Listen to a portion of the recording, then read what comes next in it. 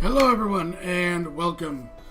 We are going to play some D&D 5e today, heading to a social shot in Everwind, which you can see at the top of the map up there. It's been a long time since anyone's kind of journeyed there. It was kind of a very quick, sort of like 5-minute scene in a long ago episode. We are, however, celebrating Twitch affiliation status today. Got the email last night. Went through it today, so we are officially affiliated with Twitch. Kind of big honor. So let's go meet with our players and see what's heading and happening and who we got. Hello, players. Hello. Brave adventurers. All right, let's see how long this lasts as social. So, starting top down. Ross, how are you today? I'm okay, kind of tired. How you doing, Sev? Pretty good. Stop slamming your fingers indoors. That's not good for you. It wasn't intentional. That's what you say. So, who are you playing today? Who's coming along? I am bringing Goddard. Goddard. The spooky Yes. quick. Now, is he wearing his robes that smell like death, or He is did they wearing get his clean? robes that smell like death and whiskey. No, I heard a rumor, and I mean, Vale, you can go ahead and confirm this for me, but were those robes not clean? They were. Those robes now smell like a spring morning. Mountain breeze. Yeah, mountain breeze from the Unseen Serpent. You know, Nice. You not smell of death. You smell of not even cigar smoke. Even hanging around with Vale as much as you do. You smell of a nice mountain breeze. This makes a nice change. And they're also, I mean, the Unseen Servant isn't proficient in doing laundry. So, Vale, why don't you roll me you're a wizard, correct? Yep. So intelligence is your spellcasting modifier, right? Mm-hmm. Why don't you roll me an intelligence check? This is going to end poorly for me, isn't it? Potentially. A 12. They're not quite as dark as they used to be. I mean, they're not white, but they're more of a dark gray now. Vale. Me? So less Dementor, more Gandalf. Yeah, he's more Goddard the Grey. God, the grey. Goddard the slightly off black. Ah, I can go for the grey. We'll deal with that. Bogle. Spartans, who are you playing Hello. today? I am playing Wolf, the Wood Elf fighter. So what's Will been up to in the past couple days? A lot of, he bought new pants since the last one shot. Nice. Put on his old gear since he's assuming there's not going to be water. He has to put his other armor on. Pretty much, he was interested in Stonehaven. He's also been researching about a random dude called Fang. Fang Rondo. Yes, and that's pretty much what he Mysterious fire, I can say. Yes. All right. So, Epi, Yes. who are you playing, and what has he been up to? I'm playing Sorn, the how do I put this? The Drow town guard, who's made friends in the town guard. He likes his new friends, and they've decided that the mustache is going to be the off-duty guard watering hole. Interesting. Do the town guards know he was beat up in this location? Maybe. Should be an interesting set of events here going forward with the guard so close. Firefly. Hello. Hugs first. Hugs. And who are you playing today, and what has she been up to?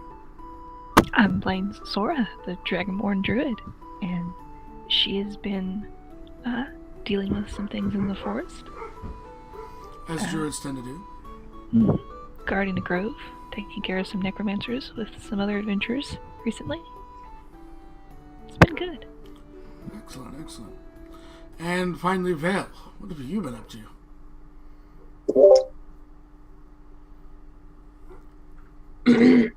Vale. Yeah. drow wizard is has been sort of going a little crazy. She has a couple of books written by other wizards that they put in code, and she's been trying to decipher them. And all of her rolls lately have been garbage, so not very successful. How much of the books has the fox not on?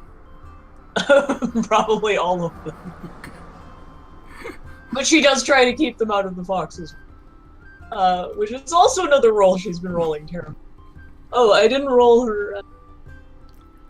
Let's roll an animal handling right now. See how well Vale interacts with the fox. That's at this moment nod and latched onto her arm as she walks downstairs. 18! Oh, it hey! finally starts to listen. There is hope, young drow. There is hope.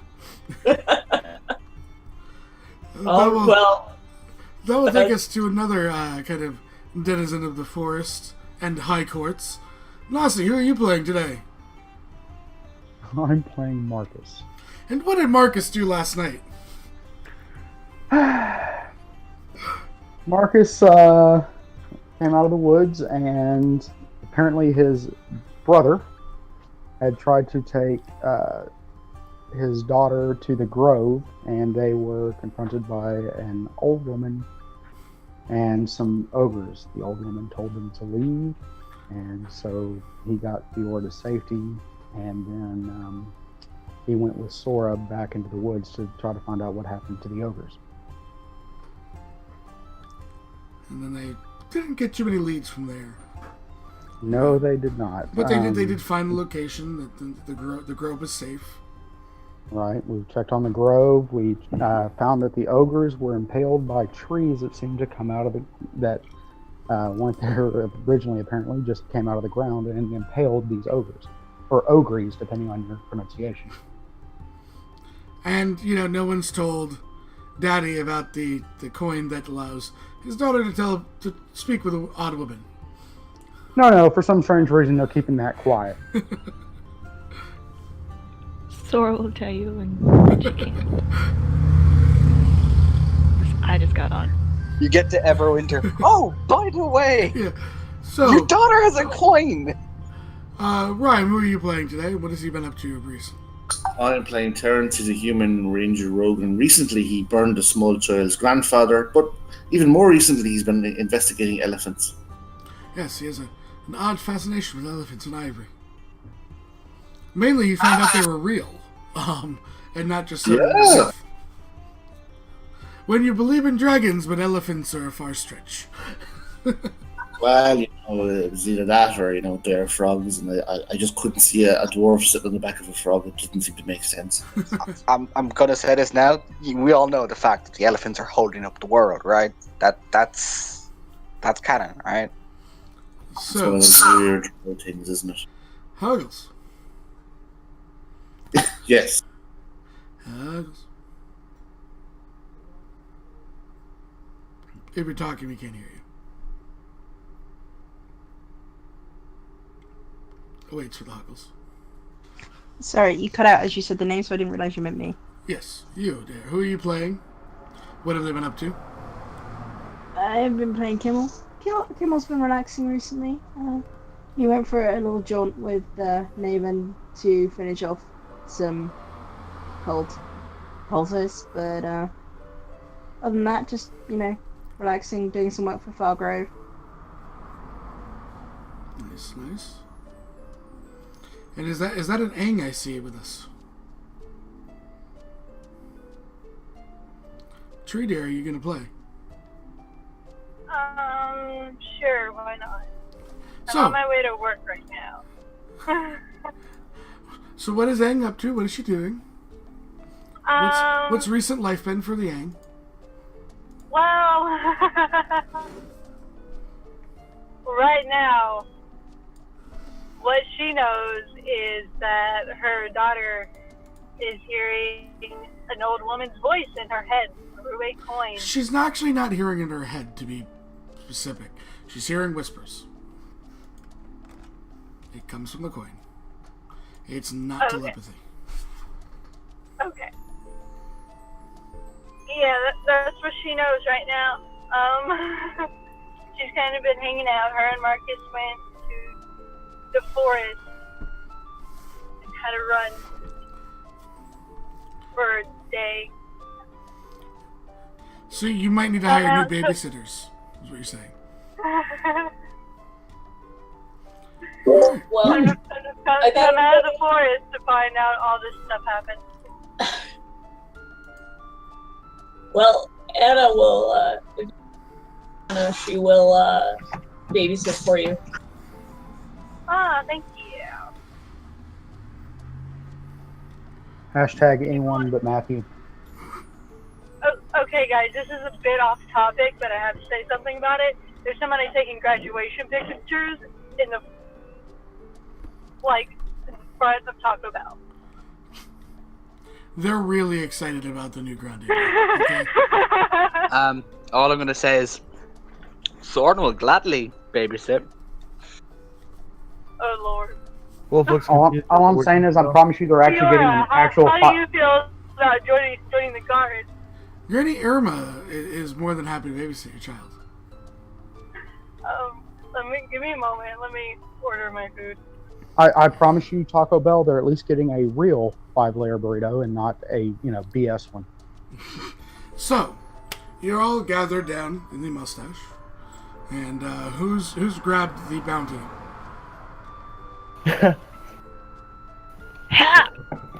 Kimmel has it from a while ago. Okay. Kimmel has it from a while ago? Yeah, well, he I copied copied. it down. He didn't take it off the board. So, Kimmel, what exactly does the bounty in itself say?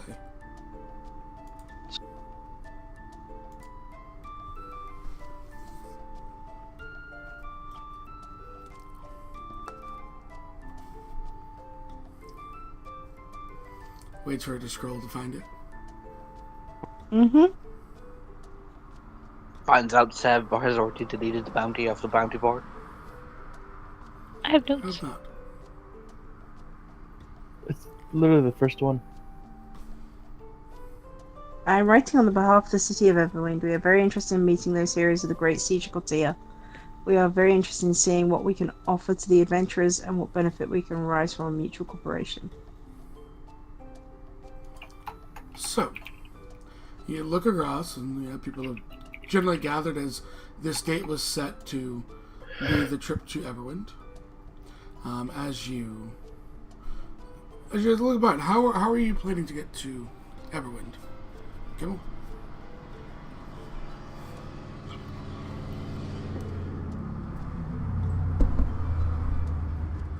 May I suggest a party bus? Can we teleport? I don't Yeah, know, there. can you? Go and ask. It's an option, yes. Travel by carriage. Well, yeah.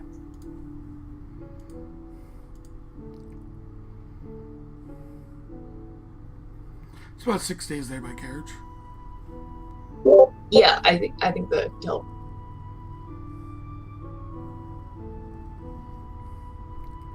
So, you guys are going to go to the supposed institute? Sure. Alright, so you guys all gather up as you make your way to the guards of the upper district. Is anyone bringing weapons with them? Because they will take them and hold them until you get to the circle and then give you your weapons. As you are leaving. Oh, okay. Vale just has her staff. Yeah, they'll take it for the walk there. Yeah, so we're gonna have to start. Terrence would have his weapons and his backpack as usual, so that's fine. Wolf begins taking off every single weapon that he has. Guess they'll take my staff of healing then. Yep. Takes Kimmel off, has over the 2 daggers he actually has on him. takes off his shields. Yeah, They he look to has Kimmel and raise an that. eyebrow. Genuinely only carrying on, 2 Kimmel. Gimmels. Only 2 Kimmels? Genuinely only carrying 2. Roll me a persuasion.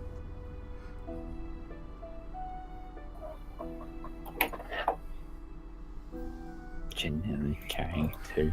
Huh. That's laughable. Waits for persuasion roll. Hopes on a terrible roll. Yes. As you are not proficient in it, reliable talent does not come into play. So, one of the guards looks to the group and says, excuse me, this is policy. Kimmel, you're led into the guardhouse where you are given a complete pat down. Yep. My guards. Still only has 2 daggers on him. Give me another persuasion.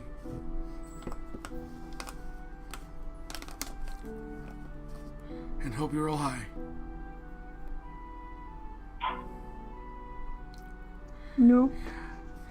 One of the guards looks at you and goes, did you really have to hide them up there, Kimmel? And he just looks to you. And he sighs deep and heavily. You know I don't need my weapons on me, right? In character saying this. Like, I could just call them to me if I wanted them. That's why I don't need to carry them. He just looks and goes, we followed procedure, alright? We followed procedure. And then he motions you out. Because he doesn't want to do it. He does not want to do the cavity search. So after about like 10 minutes, Kimmel comes out. And they walk with him to the... walk you guys all to the Institute. As you enter, did you ever name... Did you... Kimmel, why are you walking funny? Ignores him. Carries on. Soren goes, oh, I learned how to do that the other day. See, what you do is you lean the suspect over and you make a fist. Soren! Nobody needs to know. So, did we ever name the NPC that does the teleports? Huggles.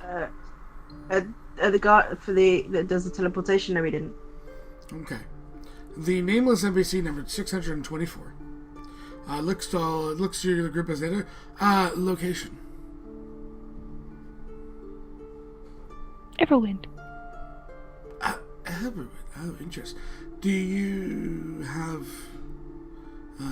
appropriate writ or?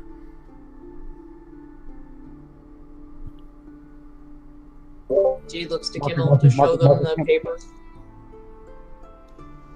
Kimmel copied it down. He didn't bring it with him. The actual. No. They're not asking for the battle. They're asking for a writ. What are they? Money? No, like a writ. Like it's an actual. It's basically like a license to go inside the city in a teleportation. It's like a writ of passage. You know, dignitaries, an ambassador from Cortia to Everwind would have one standing that they would show. Oh, yeah. But we don't got that. Then I'll have to teleport you outside the city into the outer teleportation circle. Okay, how far away will we be?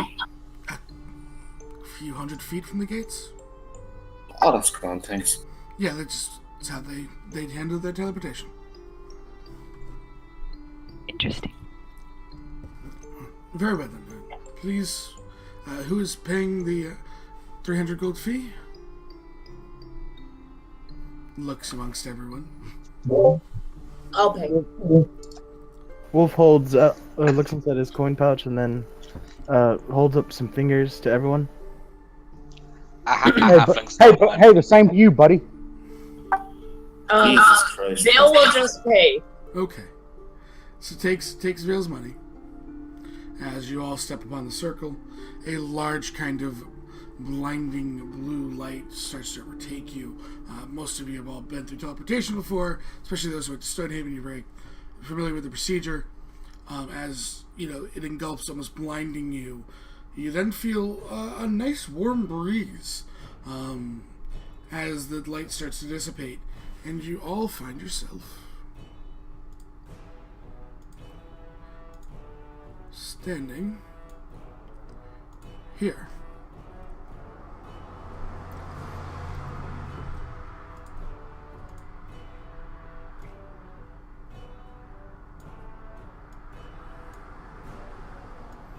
Is that a camel? They are, but they're not actually camels there. On the picture it is. So you find yourself in this large kind of outer stone building. Pretty much open air. As you look to yourself, there's like one guard who is half asleep. Oh, welcome. Yeah! And he gives a thumbs up. Hello.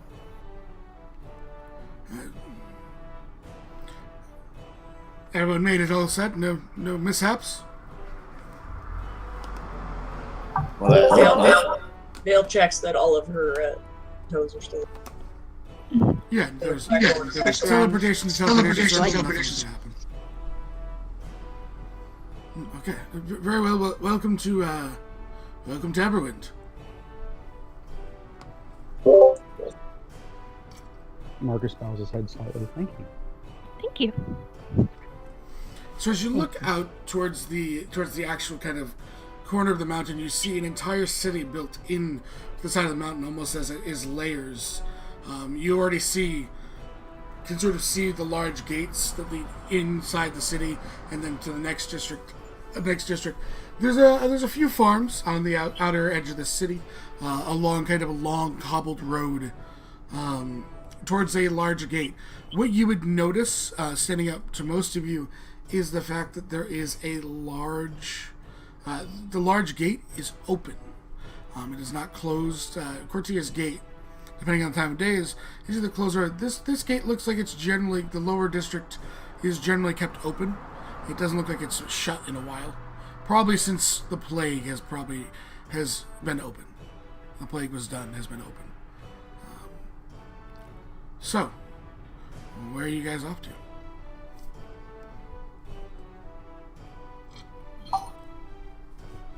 Wolf looks to the guard, then looks to Kimmel, then points to the guard, and then back to Kimmel.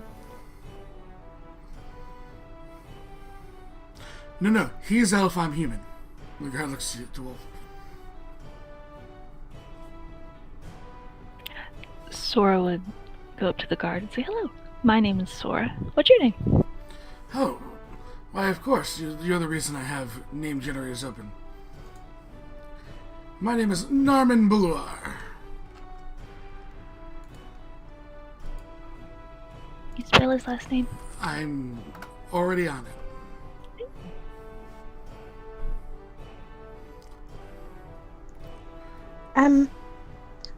Perhaps you might point us in the right direction. We were requested here by Minister Karam Tali of the council. He holds his hand out to proof, anything along those lines. Basically asking for proof that you are before he gives you directions. Proof of who I am? No, proof of your summons. Wolf points to the guard, then points back to Kimmel again. He does like pointing, doesn't he? He does. Hey. Turns to the rest of the group. Does anyone understand what he's on about? I believe he's asking for the missiles. The paper. Wolf. Are you talking about the guard or Wolf? Yeah. I believe the guard is asking why councilman The asked. bounty. Look. The thing you copied. Wolf says... I have a copy. I don't have the bounty though. God damn it, then this is why... Because you said you had a copy. Wolf holds up the poster that he took, because I did that in RP, and shows it to the guard. Guard looks it over. Scrolls it up and hands it back to Wolf. You'll be making your way to the upper district. You'll need that paper to gain access to the pinnacle. And from there you'll see the council building. Wolf looks at the rest of the group and gives a thumbs up. Thank you. That's what I was like. That's what I was pointing at you. I was like, come on! Like he genuinely wrote it in his book. He didn't. Like he copied it down, not took a copy. Okay, I took the copy. Marcus looks at Kimmel and smiles. Terrence will ask for clear directions since he's new here, and he'll explain that to get there, quickly if possible. He points to the large gate. He says that's actually very simple. That's the gate to the lower district. The main road itself, inclined, will lead you to the gate to the middle district. To basically keep on straight to the upper district, you'll be stopped. Show them that. You will gain entrance to move around the upper district with that. When you reach the pinnacle, you'll then have an armed escort to the Dustorn pinnacle itself, which is the council building in town. Thank you very much. Straight line. So if you make a turn, then you've done something wrong. That's easy enough. Great. Thank you, Norman. Marcus thinks to himself, "Oh, thank God that Matthew's not here." So, I take it you guys head off towards the lower district? Yes. Follow the road. Alright, so you guys make your way up to the first gate that leads into the lower district itself, in which you see... Yes, sorry. Is the road any... Is the particular stoning of the road any color? It's regularly grayish. It's cobblestone. Okay. It's not a yellow brick road. So, you make your way to the gates. You notice about 4 or 5 guards standing outside. Vale and Soren. You get a glance, being Drow, but surprisingly, it doesn't linger like most other places you've been. Even Vale, even in Stonehaven, the guards that didn't know you when you were growing up, you got long glances as they tried to figure out why you were there, as much. But it's okay, Drow. And just kind of go back to their... Can I make it like this is very... Yeah. Yeah. Good. I'd like to make it... It's extremely weird.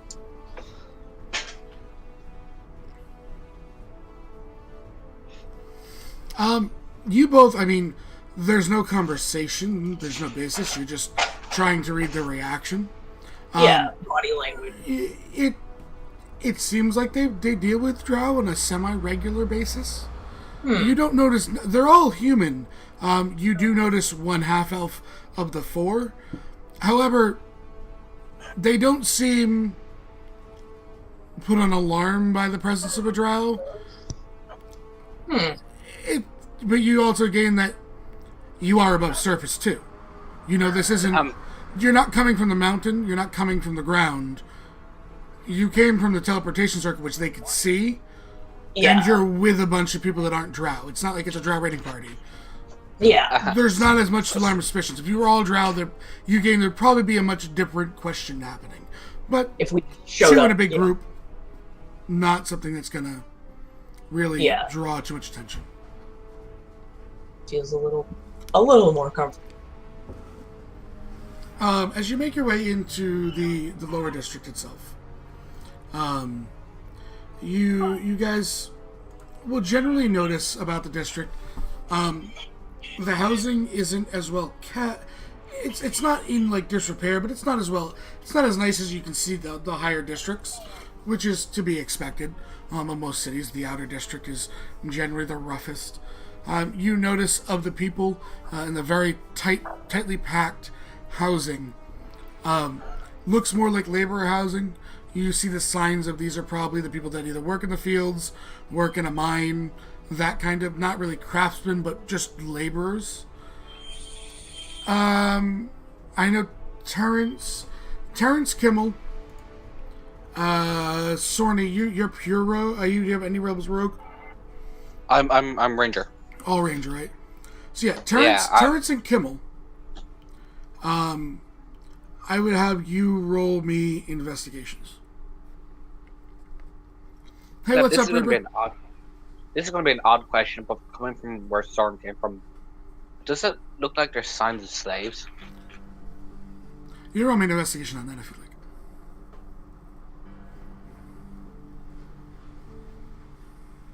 Uh, 18 on investigation for turns. And a 23 from Kimmel. Both of you kind of pick up, Kimmel picking up just slightly quicker than Terrence. There are definitely rougher sections here. There are definitely markings of a thieves guild. Amongst, you see some of the alleyways and stuff. Without stopping and really looking to see what the symbols are, I mean, you kind of catch them on a glance as you walk by. There's nothing that sticks out to you like you're in danger.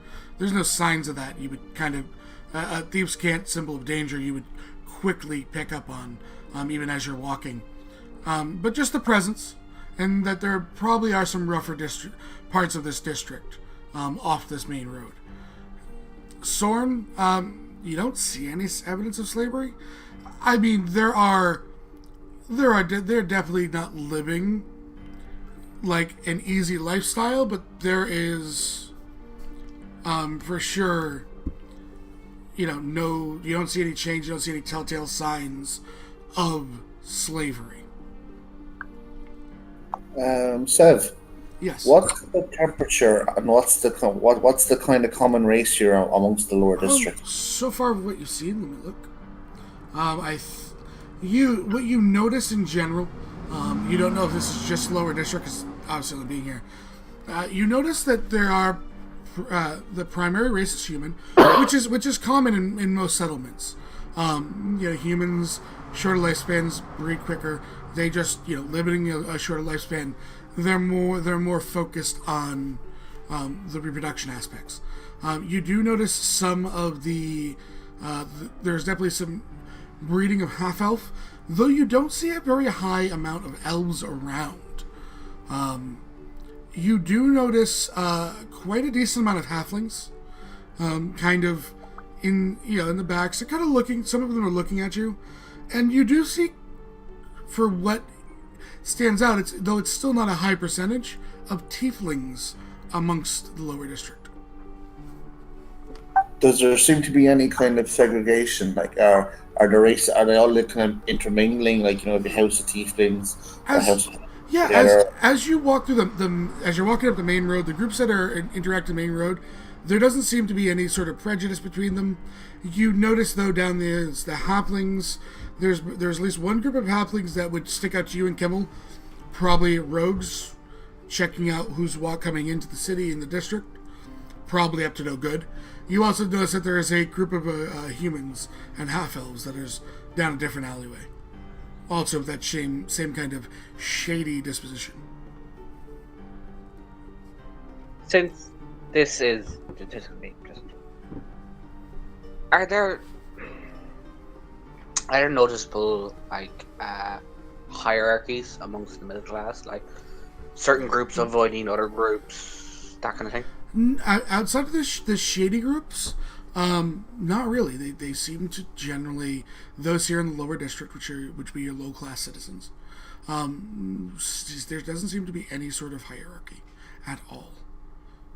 It's a lot of you see some people bartering back and forth, between shirt for a loaf of bread, stuff like that type of thing, just trying to probably get by. But doesn't seem to be any sort of hierarchy amongst the people. Because signs here would be most prevalent, how does it look like the plague's affected, like the total number of people? Is like it's impacted for a lot less? But how's it, like, generally, would they get a feel of how they've been impacted by the plague? There's not a lot of signs of the plague here, being now we're talking 3-4 months after, and it's daytime, so you don't know how many people are working. It's really hard to gauge. There's one thing that, based on a conversation Kimmel had with Roland about Penrith after the Thieves Guild, of that kind of uneasy nature, that groups vying for power in that kind of power struggle. There's a little bit of that, and that's probably brought on by the plague. That Okay. in certain individuals. And 1 second, Epi, Rhyme, you had a question? I know Terrence was going to say to Sora, to say, "Can I watch your pockets here in case of a brush pass?" What? To watch your pockets if anyone comes by, because he's basically telling you there's thieves about, without saying it directly. Thank you. Sora will say. I've got just two things I really want. Well, there's one question and one thing I really want to do. First, the question: How many kids are about? No, it sounds odd, but I mean, it's depending on how the mortality rate is. Less than you would expect. Okay. Kids generally just how the body works. Kids fight for a long time and show no signs, and once they start showing signs, it's too late. So there is probably a higher mortality in the population of children than there would be of the adults. My next thing is I'd like to primeval awareness as we're walking towards Constrayer, just to get a general number of people. And it sounds silly, but how many are below us, or like if there are any below us? You don't sense any directly below you. More than 10,000. I'm going to say you wouldn't be able to count much, but a city's worth. Okay. So, if the group is no one's breaking off, if you're all working as a group. No, we have straight direction. Yeah. Their orders. Yeah, simply as the other one. Not everyone has to attend the meeting. If you wanted to break off and explore, you can. That's why we have the different districts, different points, and you all have tokens. So, you guys all move up towards the Middle District 8, which is also open. As you make your way through, you start to see a nicer sort of lifestyle and keep in the buildings. The Middle District, the majority of what you're seeing is you're seeing some shops along the main roads. You're seeing more sort of the housing being finer, better craftsmanship. Also looks from Vale, what you would notice, these are probably, how the ones that are very close to the shops are probably the shopkeepers and crafters' housing. It kind of sticks out to you. Just so you know. Okay. Does she see any like alchemical symbols or? You don't see. You see alchemical symbols. You don't see any guild markings here. Okay. You would know that there was no kind of things with Everwind from your history with the guild. However, it's something that they would obviously want you to look into because of the close location. It's an easy place to ship to. But there's definitely quite a few different little alchemical shops. The symbols that you quickly recognize, on the items and kind of the storefront windows on display. You guys all also notice a very quick majority of these shops have various different musical instruments in their windows. There's a couple bookshops along the way. There's also one other thing that a number of you, I would say, notice. This would be, I would say, Vale, you'd notice this. Marcus, I'm going to say you would notice this. Terrence, give me an investigation roll. Goddard, give me an investigation roll. 16. Mm-hmm. I'm going to assume this first roll gets the wonderful disadvantage. One of your first disadvantage, yep. Mm-hmm. Thanks to Minisev. 10, you don't quite pick up on it. Cool. Terrence, Marcus, Vale, and Kimmel would be one of these. We can inform Kimmel when he's back. I'm back, but I just can't roll. So you would also get this. You don't need to roll. As you get closer towards the gates to the upper district, almost like dorms, dormitory style housing, more apartment style, smaller places. Very nice, very well kept, but it's almost like there's dormitories on either side as you get close to the upper district gates. Terrence will look around the city, and just because you mentioned dormitories, how old does this part of the city look? If does it have open sewers? Is it new? Does it look like it's been newly built?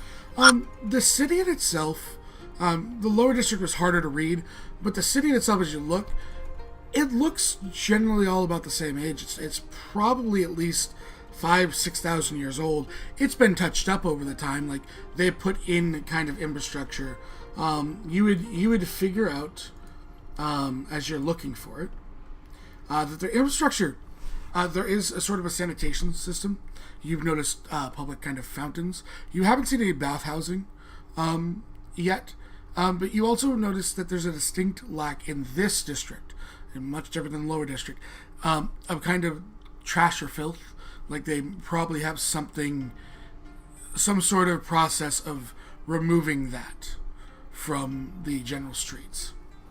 Does it look like they have room to kind of for expansion of this district, or are they kind of limited space? From where you are, without kind of breaking off the main road, you really can't tell that. In terms of depth, no. Like going straight along the road, they can't push anymore because there's another wall. But you're not quite sure on either side, because you know this is built into the mountain. So you figure that they probably have no more expansion within where the walls or the barriers on either side are. However, being a mountain, they could technically start wrapping around if they had the resources or need to build. But there is no sign of, say, they've actually built into the mountain itself. Like there's no underground section, if you know what I mean. There doesn't seem to be yet. There's no signs of it from where you are, at least. So walking through the city, is the shops and stuff, like food or whatever, is it different from this area, or is it like common, like from like in Cortia? For the most part, it seems pretty common. It seems what you would get in Cortia. Obviously, there's a couple kind of dishes that look slightly different, and they look more of like cultural based on race than they are cultural based on land. Okay. Since we're in the more, middle class, I was going to start looking around for the taverns. Yeah, you notice that there's 3 different taverns. I will get you the names in a second here. Do any of them have a red lantern? None of them have a red lantern. Okay. Just checking. I'm sorry, say there, sorry, I couldn't kind of cut out. What were you looking for? A red light. A red lantern. You're looking for the red light district, is what I'm You hearing. need to go back to the lower district for that. I thought he said red lamp or something. I was wondering what he meant. So the 3 taverns that you see on the main stretch here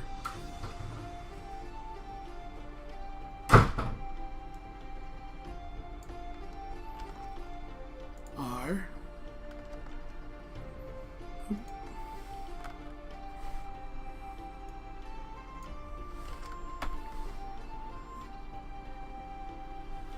the Enchanted Books Bar, the Freezing Jester Tavern, and the Macho Canary Pub.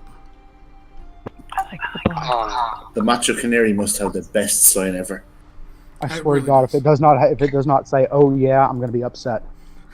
And there's like a canary with like muscly arms and a pink speedo. With stars on it. Tweet, mofo. That looks surprisingly like Zangi. That has a Slim Jim. I'm gonna say this now. Is there a particular type of clientele outside the Macho Canary? Just curious. What kind of clientele are 'Cause you I- looking for? Cause I know where I'm bringing Goddard if he ever has like, I don't know, a bachelor party. You don't see. I mean, the particular clientele seems relatively, actually upscale compared to what you were expecting, probably. Huh. Well, Soren is surprised with all this. I have a weird question. Mm-hmm. Are the people smiling? They all Like seem I- rather jovial, yes. Okay. Is there much guard presence in the Middle District? You've noticed probably in your time here, pairs of guards kind of just patrolling. Compared to the last city that you were in is Stonehaven. And the guard presence, the military presence, is almost overbearing to an outsider. This is almost the polar opposite. There's enough guards that they could react to like a severe crime, but outside of that, there's really not anything kind of crazy. It's you probably pass walking up 4 guards in pairs of 2, walking through the entire district. Could Terrence make an insight check to compare the quality of these guards to the ones in Stonehaven? Yeah, I'll let you do an insight. Is there like an apothecary or an herb shop around here? There is actually. I'll get you the name of it in a second. So Terrence, you realize that they are nowhere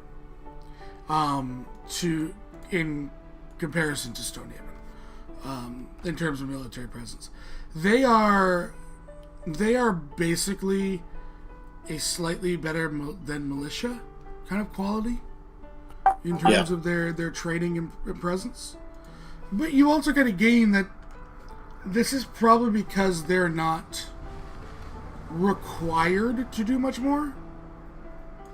Like the fact in itself is that they don't have a high kind of workload, and this is probably in these districts.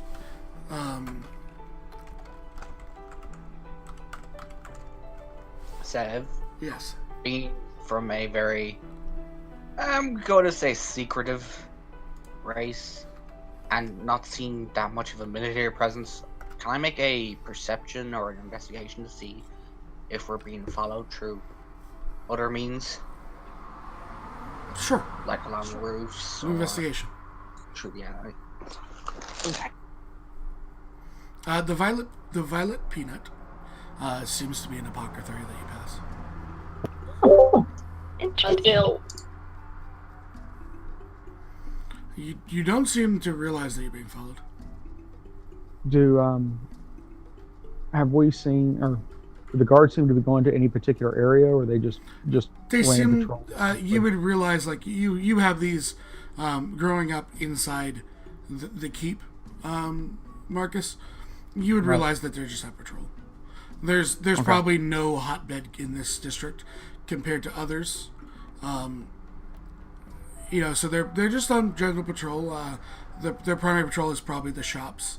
That's why they're in pairs of 2. But there's probably a couple other guards that are walking just the streets. Do the people seem to be avoiding the guards, or are No. If anything, you see that most of the shopkeepers know them by name. There's you would know to give me a perception action, Marcus. Okay, give me just one moment. Perception, you said? Yes.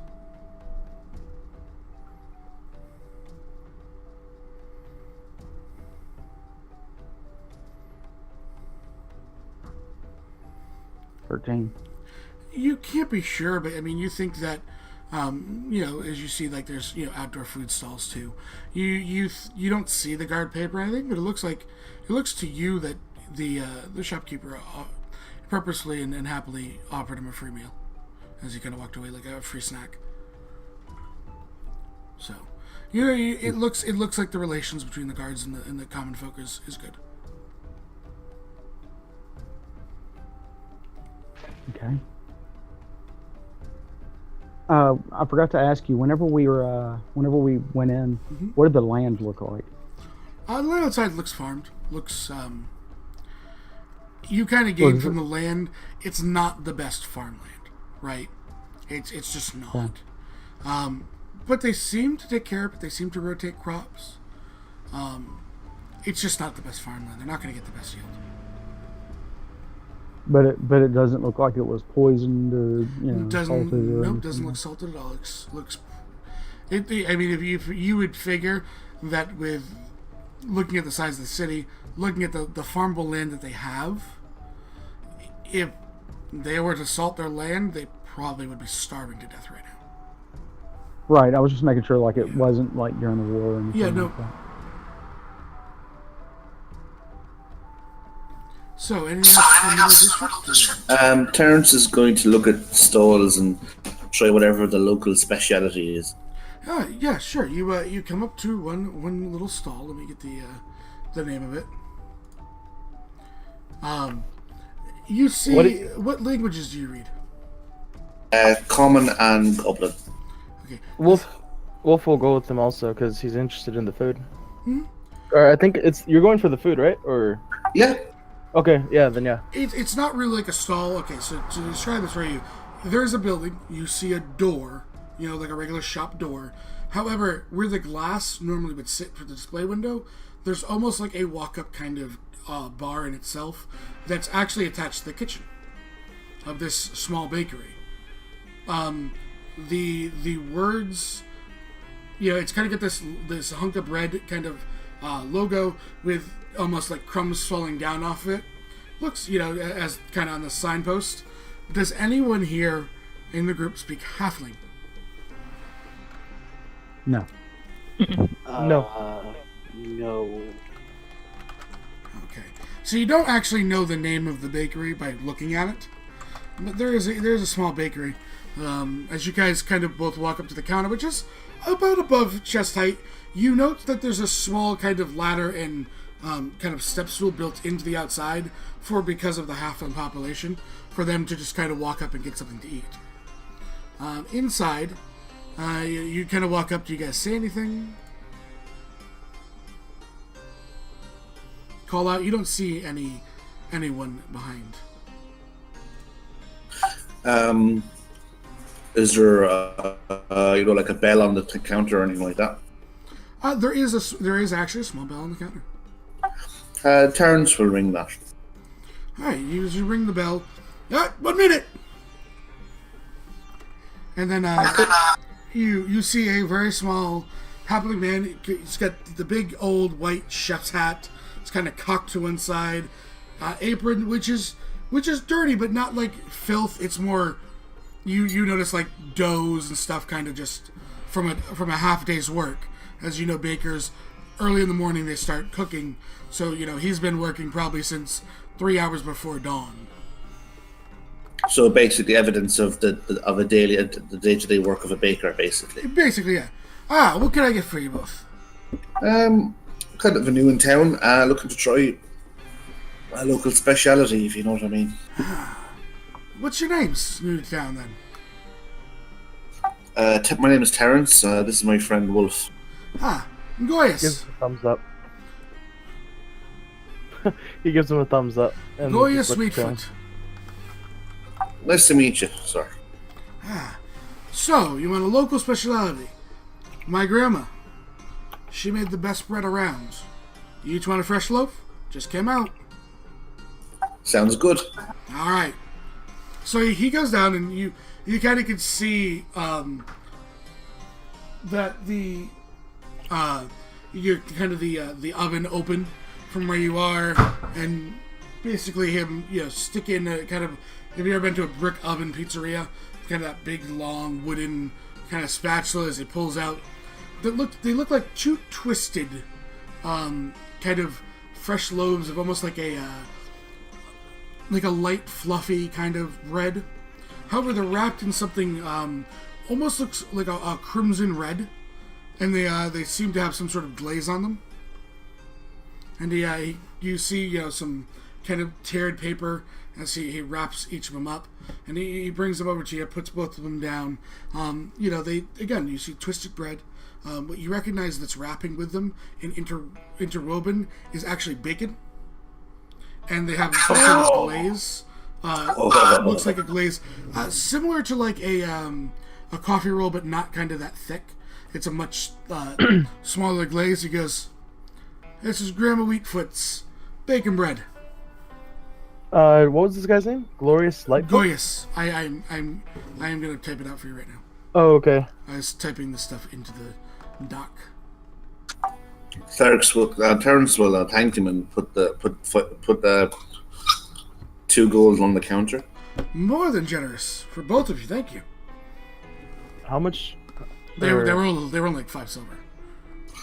Well, I paid for both, and Yeah, and traded gave him them a tip. He's more than happy. Very sweet foot. Wolf's gonna take a bite of it. It's phenomenal, light, crispy. Think of like a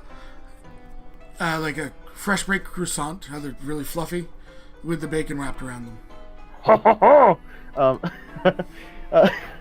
Wolf's going to place out another gold and hold up, like 5 for 5 more. They're 5 silver each. There's 10 silver and a gold right. piece. I forgot about that. It'll be 2 gold and 5 silver. Okay, I'll mark that off my sheet. Okay, so yeah, of course. And he goes, wraps up more, places them down for you, kind of in this. He actually grabs a kind of a wooden basket, and he kind of puts them all in for you to easier carry it. It's almost not a wooden basket. It's weaved. 1 second, I just gotta shut a door. Bacon bread. Terrence will happily eat the offered goods. I'm thinking it's like a Viennese type of bread. Yeah. Okay, so he's giving them to you. Are you guys walking away? Wolf's gonna look to him and ask, I know this is odd. What's this place called? Don't read halfling, huh? He points to the sign and the words. He goes, it's called crumbs because that's all that's left when you're done with my meals. Crumbs. Okay. He just looks to him and says, if we're ever in Everwind again, I'll be sure to come by. We do more than just bacon bread. And he smiles. Both of you enjoy the city. Watch out. Thanks very much. Watch your coin purses if you head back down to Lower District. And he nods and kind of steps down. And you hear a bell ring inside, and you can hear the little pitter patter of feet as he runs across the store. He said what? To watch out for the what? Watch out for your coin purses if you go back to Lower District. Okay. What I said to store, remember? So, here's the thing. You guys paid him well. He's going to tell you about stuff like that. So, Okay. you guys return to the group? Yeah. I walk up to pretty much... Oh crap, I didn't get enough. I run back and I buy more. Hold on. You bought enough for everyone. Gotcha. Okay, got it. Yeah, buy enough for everyone. So take off another gold. Because you were short too. There we go. Marcus looks at him and goes, "Where did you get this?" Thumbs up. And where? So he looks up. Where exactly is that? You would have saw where they were. Okay. Because Did you they guys have would have like? stayed. Did they Sword have like milk. desserts there? Do they have what? Desserts, Oh yeah. chocolate. Yeah, it's a bakery. Marcus looks at Ang. Care to go? I didn't even hear you. He offered you chocolate, Ang. Of course. You even know me. There's scorch marks in the ground. She travels so Marcus, fast. Marcus is being dragged. Hey! This is my idea. Are you guys going inside, or are you going to the kind of the walk-up window? Ang will go wherever the chocolate is. I'm being Either way. dragged. I don't really have a choice as to where I'm going. So you go to the closest location, which is the walk-up window. There is a single bell on the counter. And climbs through the window. So you guys ring the bell. Goya Sweetfoot comes back on. More newcomers. He looks at both of you. Well, congrats. You want chocolate, don't you? I'll be right back. He looks at angrily. He just knows. He stops. The pregnant woman walks in. Obviously, she wants chocolate. Anything for you that she might not eat. You hear come from the other side of the window, Marcus. Marcus says, No, just make sure she's taken care of, please. Okay. He basically comes out with a small box. It's just kind of like a paperish box. He looks. He puts it down and looks. And goes.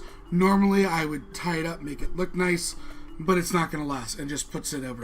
And looks to Marcus. That'll be 5 gold, sir. And you're probably in good hands. And he sticks his hand out. Marcus will pay the 5 gold. Yeah.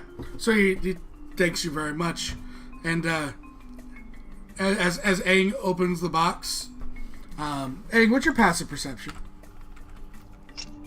I think it's 18. Okay. Yeah, 18.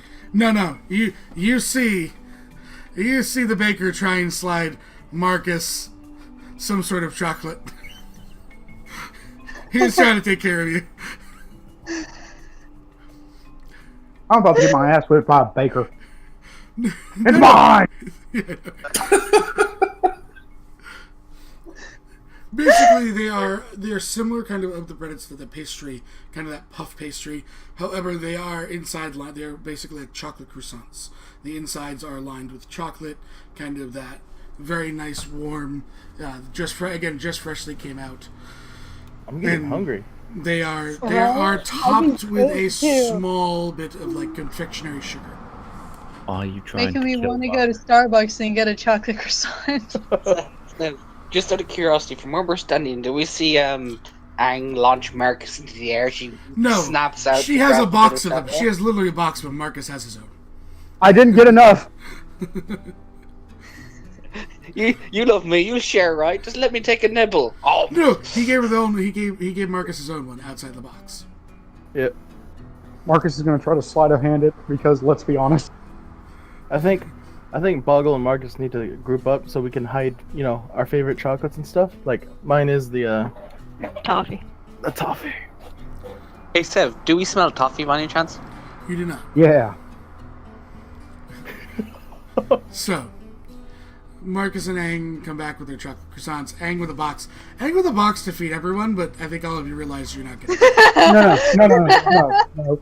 By the time they get back, the box is empty. Let's be honest. Oops. I'm sorry. The ring of Aang's mouth is covered in chocolate. If she had come back with the box and we all looked at her, I was expecting like a Wolverine growl or something. Teeth there. Right. They'll use clean her up before anybody notices. Okay. Marcus will break off a little piece of the kinds of the one he got and hand a little bit to everybody. I'm sorry, please save your fingers. That's what I imagine. Please, sir, may I have some more? No, that was Marcus saying that. So, as you guys make your way through the middle district, is there anything else you're looking out for? Terrence is looking for a weaponsmith. A weaponsmith. You are walking up and down the streets, kind of checking things out as you've seen shops. You don't see a forge. However, you do come across a single shop. I'm just looking for its name here.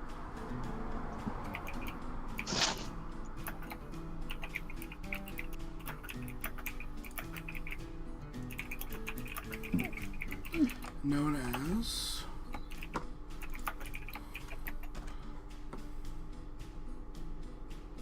where's that? That's not it. That's it.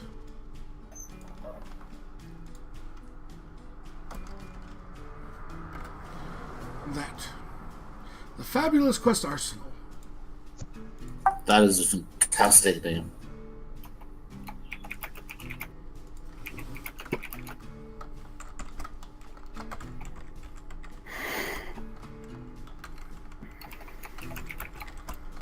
They seem to, in the windows, they seem to have,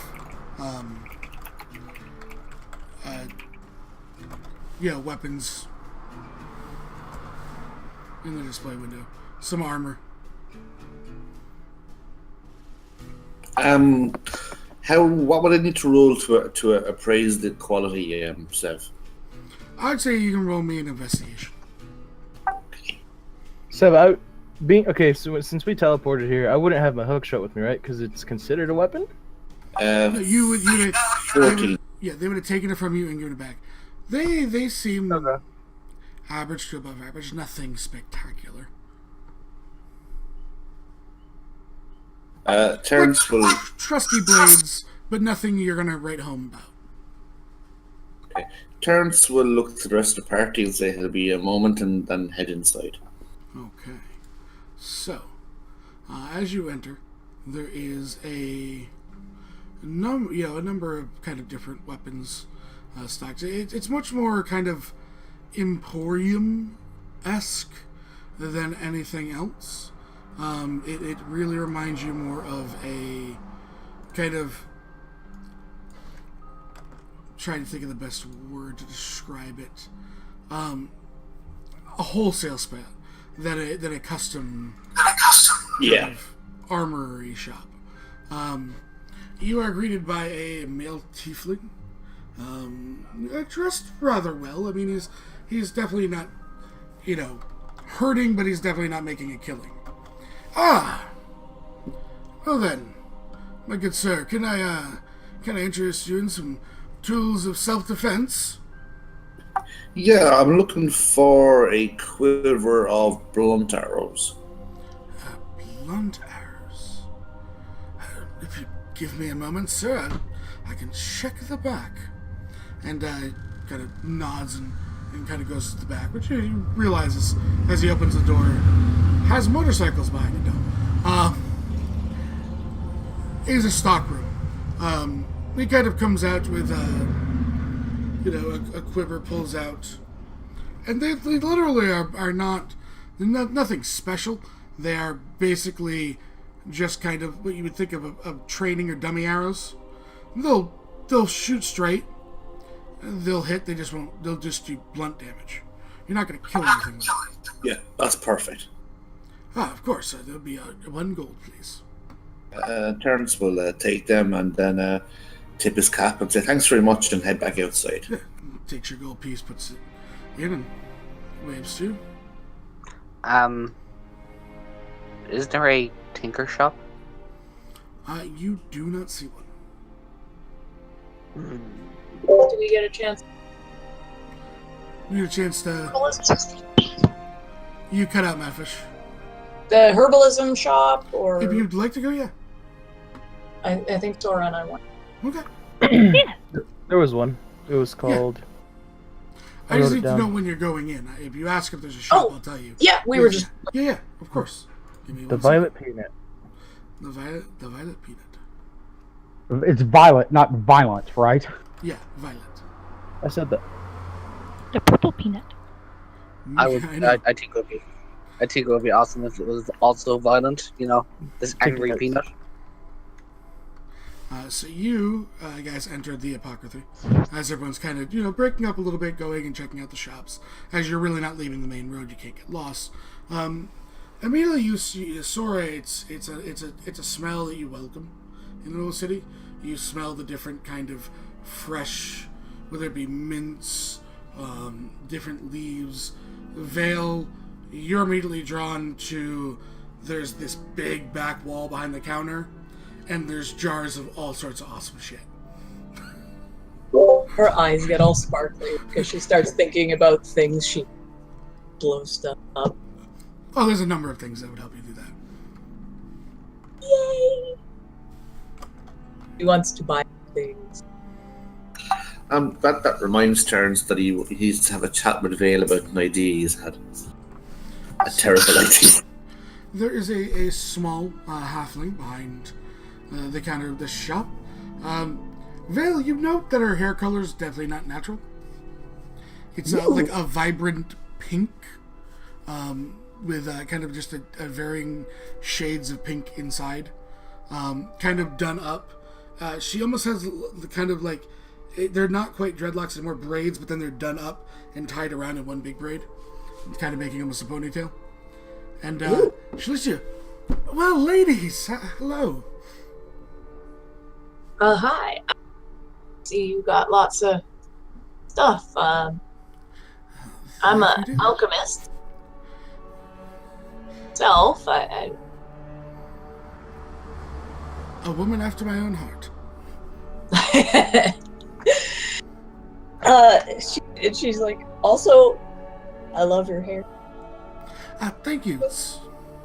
We actually sell this color. Really? Yes, a little bit of ingenuity. Is it permanent? Unfortunately, no. You got any other colors? We have a few shades of purple, a few blues, and a few darker reds. What do you think would look better on me? Because her hair is pure white, like whatever she puts in her hair. She goes, I might go with one of the lighter purples. Sorry? She goes, I might go with one of the lighter purples. Alright, give me one of them. Yeah, she pulls, and you look at it as she grabs. It's almost what you would when you were making a potion or a salve or something.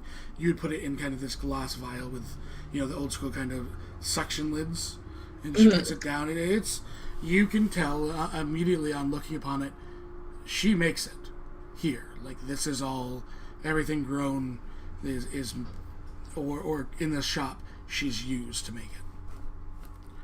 She's not importing. This isn't imported. This is something that's specific to this location. Ooh, she's like, I'm gonna be coming back here a bunch. Let's see. Potion making stuff can she? She's got numbers. It depends on what you're looking to make. Yeah. That's my problem. So many options. Well. Sora will bend down, I guess, and hold out a hand and say, hello, my name's Sora. What's your name? I'm Calorie Trickfoot. Oh, I'm Vale. Nice to meet you, Vale. Nice to meet you, Sora. Very nice to meet you as well. Noticed you had quite the assortment of herbs around. Oh, this is nothing, my dear. She motions, and there's kind of like a side stairwell in front of the counter. She goes, just follow it up there. You can't get lost. Druid, right? Looking at you and how you're presented, it's semi-obvious to someone like her. She goes, just go look at the top of the stairs. Sora, I guess. Nod, glance to Vale. Be right back, and head up. As you make it to what you assume is the second floor, as you realize that this is probably used to be a balcony that led to upstairs. However, it's been encased in glass, and it is a basically second floor greenhouse that is positioned just properly for enough light to really kind of help grow these to a magnificent. There's a number of different plants, some that you've never come across in your life. Would there be any that Treebird would like in the grove? Give me a nature check.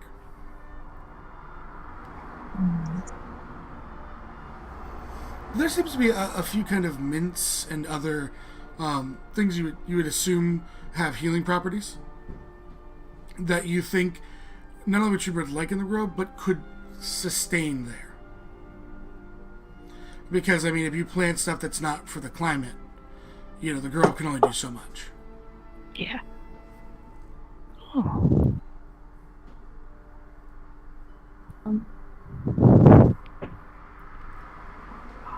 She'll smile and head back down and ask about the plants that she saw. She says, yes. So for planting or for use? For planting. Of course. And she looks at Bill. One moment while you sort out your list. And she'll head upstairs, and she goes very carefully and kind of cuts just enough of the plants that you'll be able to grow them. And, kind of make sure they're wrapped up in soil and dampens it, putting them in a jar of water so that they will survive your journey back. And she kind of comes down with the 4, cuttings of the plants. Thank you. Not that will be 20 gold, though, my dear.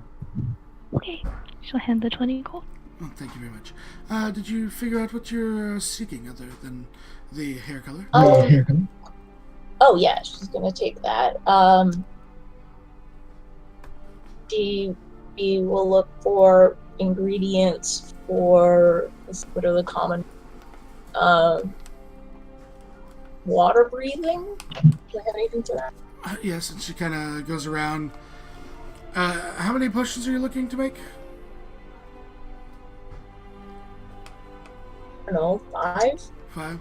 Alright, she starts measuring out. You immediately notice she opens a couple of these big jars, measuring out and putting them in separate vials for you to mix later, and says, I will need one ingredient from upstairs. Runs back upstairs and comes down with a small kind of dampened cloth that she wraps in like a leather and ties it off. That you would recognize as a plant that you would then grind up, dry out and then dry up, to add in to the water breathing, one of the components. And she goes, that's enough for 5. Okay, how much is that? That will be, I gotta look at the potion, the water breather, uncommon, correct? That was I'll go look. I already have it open, so. SRD doesn't say. Usually only says if it's Yeah, just check. It says the potion of speed is rare. Yeah, it's the one thing they don't do very well on some of the things. Yeah, this one. Potion of water breathing. Uncommon. For the lot without work, you have to grind them down.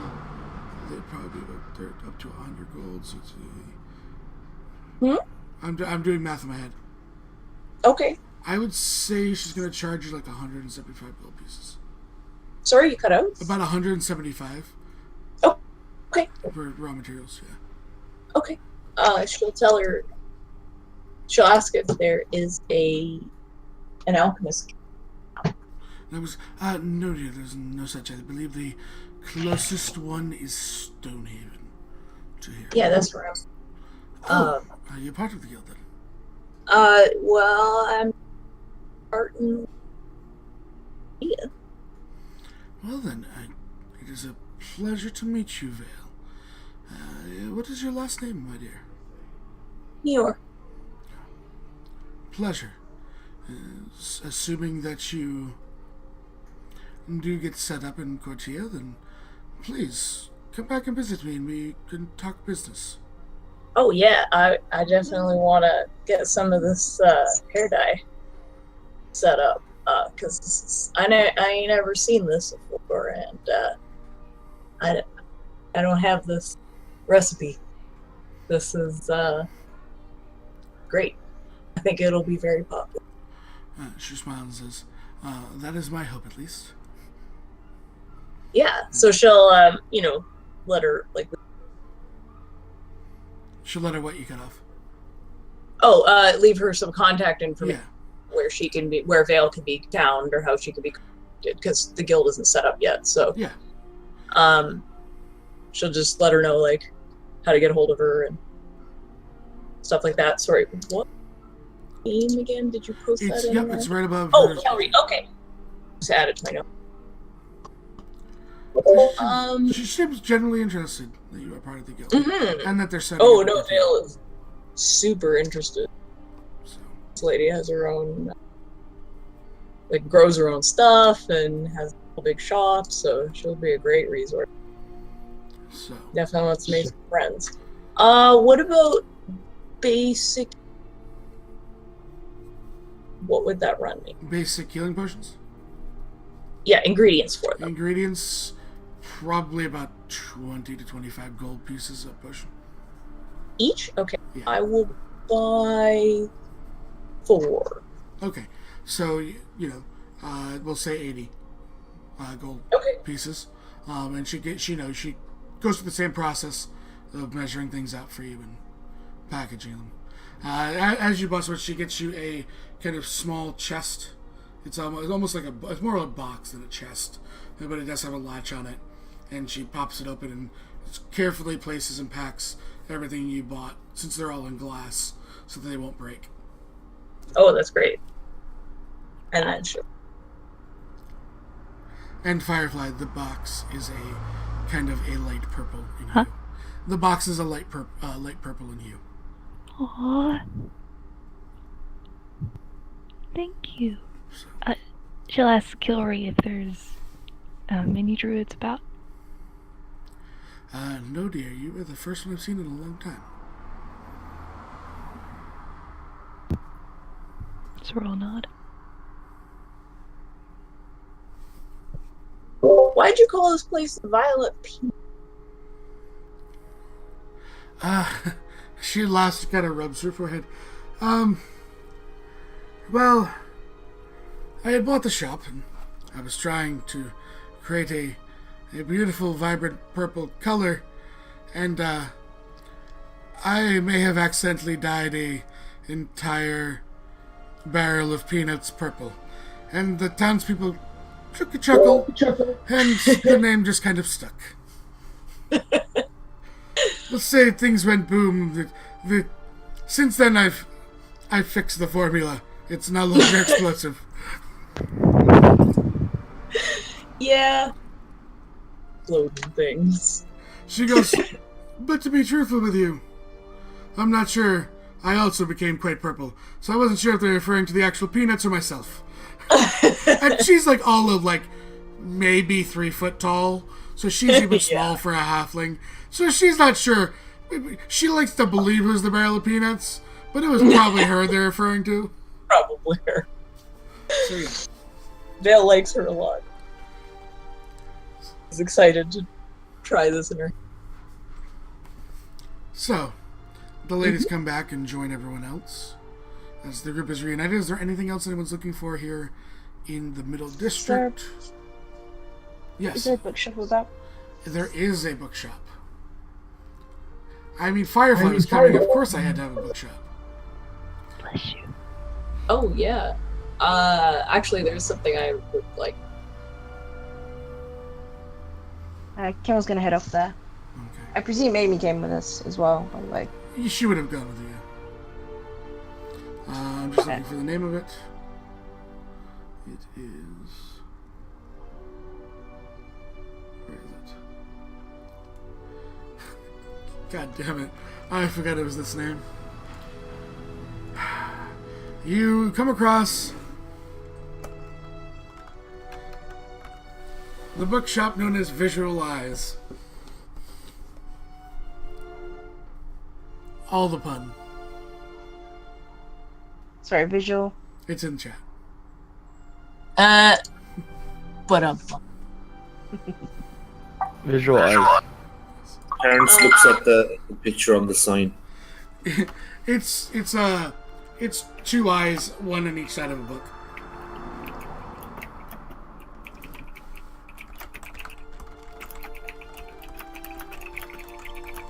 Kimmel will head in. All right.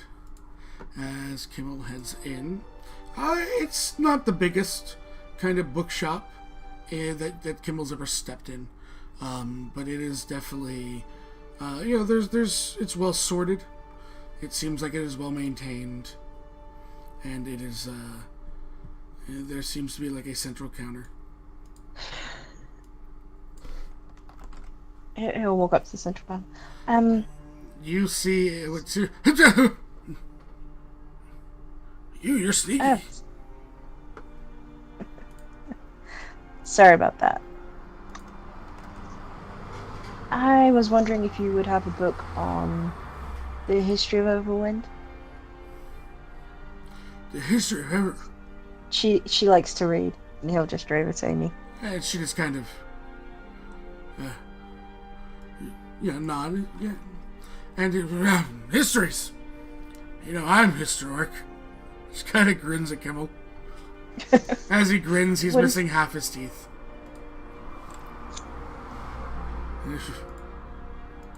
Kimmel doesn't comment.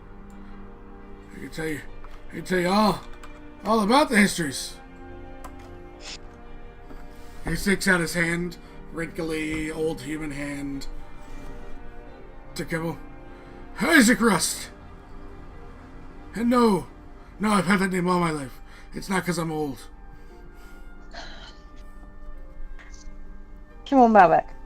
This is Amy. Malbec. You're that. You must be one of them. Oh, what were they again? Nobles! Yes, nobles! You're a noble, aren't you? From south, the wine people. The wine people, yes. Yeah. We have a book about you. Over there. You do? It's like the history of Malbec. It's like an outsider's version. As varying bards and stuff move around and gain tales, they would publish books. It's probably not 100% accurate. There's probably a lot of kind of artistic liberties taken compared to what Kimmel's knows is true. But for the most part, it gets the story right, you would think. Yeah, Kimmel's gonna buy it anyway. I'll take that. Everwind, it's under ease. He points like a shelf above you. Okay, I guess Kimmel will go looking for the book. Yeah, you find it easy. It's very well maintained. You kind of alphabetically find Everwind and pull it out. Yeah. So, I'll take the one on Malbec too. Of course. Sure. You traveling with any other nobles? He's kind of looks. He's trying to be quiet, but he's old and hard of hearing, so everything's way too loud to be a whisper. A few, I believe. Ooh, which ones? One. From where? Bless his heart. The Dawnbringers? Oh! He puts, yes, Silvervine! There's a book there too! I'll let them know. Yeah. Did you know one of their sons apparently made a deal with some sort of thing, and the other one tried to be all spoopy and tried to become some thing called a blood hunter? I did actually. It's true? I've met them both. No. Yes. He kind of gets up, grabs this cane, walks over, and there's a small price tag that was like 20 gold. He crosses it out, 35, and puts hot item, and slides it back in. And kind of goes back to the central kind of desk. Sits down. That's more accurate then. Although the spoopy one, not so spoopy. They never really are they? No. But what can you do? That's what tails are for.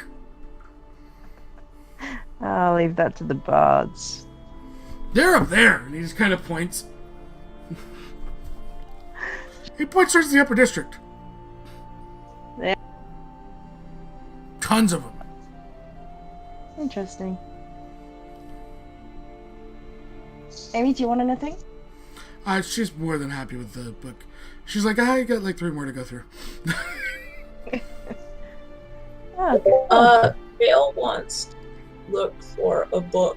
Drow! She'll be as quiet as Sorry. Soren pops out from behind her. Sandra! He's a dick, though. At least she looks like she can read. God, Yeah. It's like I just need a book on ciphers and code. Ah, of course, over there. You haven't found the code. He points to a kind of a book. It's kind of, you look at it, it's very basic. I mean, in kind of explaining how to work through codes and stuff like that.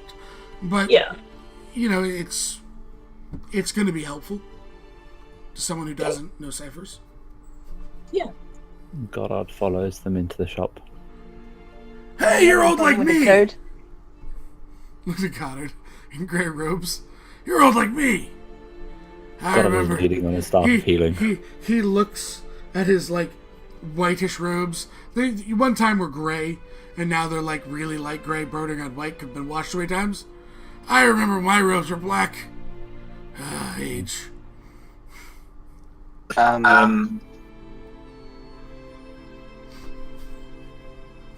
how much was that? Each book is 25 gold pieces. 25? Yeah. Unless Okay. otherwise stated, they're 25. Okay. They're more. You kind of get Vale and those that are inside so far and have looked at books. They're not all the books are like strictly historical accurate. They very much, as you look through them, outside of yours, Vale, which is more of a regular kind of book, many of them are bardic tales compared to like someone that is documenting history, writing very bland. So they're more of an interesting read. Their historical accuracies may vary from book to book. Good to know. So Vale, were you after Garda, were you after something? Or just walking in? Goddard was going to look for any books about sort of the twin gods themselves. So holy text, not holy text, but just Stories? Did you ask him? Mm-hmm. You're a cleric of death, aren't you? He chuckles. Possibly. He two hands his staff. Not taking me today! I had no intention. Just hunches over, furrowed white brow, white hair hanging down. He's holding like a baseball bat at this point over his shoulder. And he points over there, religion. Goddard looks at him. Did we all walk in? Or Hey, if anyone that wants to walk in, you guys can walk in and out of shops. Terrence will stand outside and watch this and think to himself. You can see this all, and this guy's way too loud. You're hearing the whole thing, Terrence, easily through the window. Terrence will turn to Wolf and say, "Have you ever thought these book-learned folk are a bit weird?"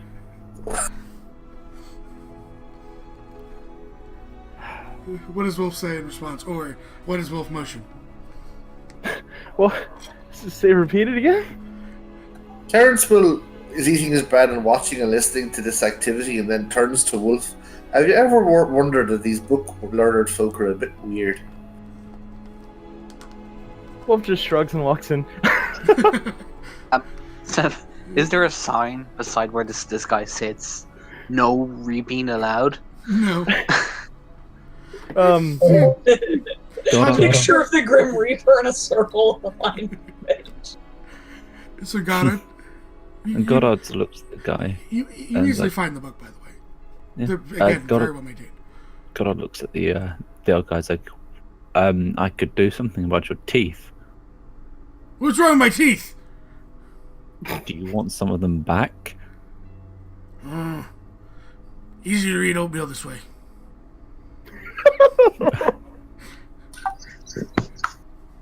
Goddard sort of nods. Any good recipes? You bleed a tree, maple tree, and put that in the oatmeal. Mwah! And as he does that, like, because he has no teeth, there's a little bit of spit that kind of flies in different directions. Interesting. Vale is very happy to have that cantrip that cleans things up. It doesn't hit any of you. It just kind of flies in a little bit directions around him. But yeah, you find the book. It's tales.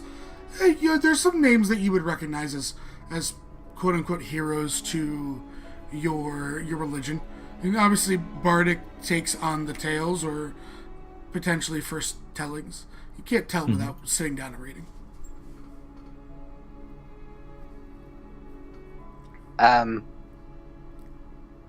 Soren is gonna start to squint at the old guy. He looks back at you. Wouldn't make a good slave, too old.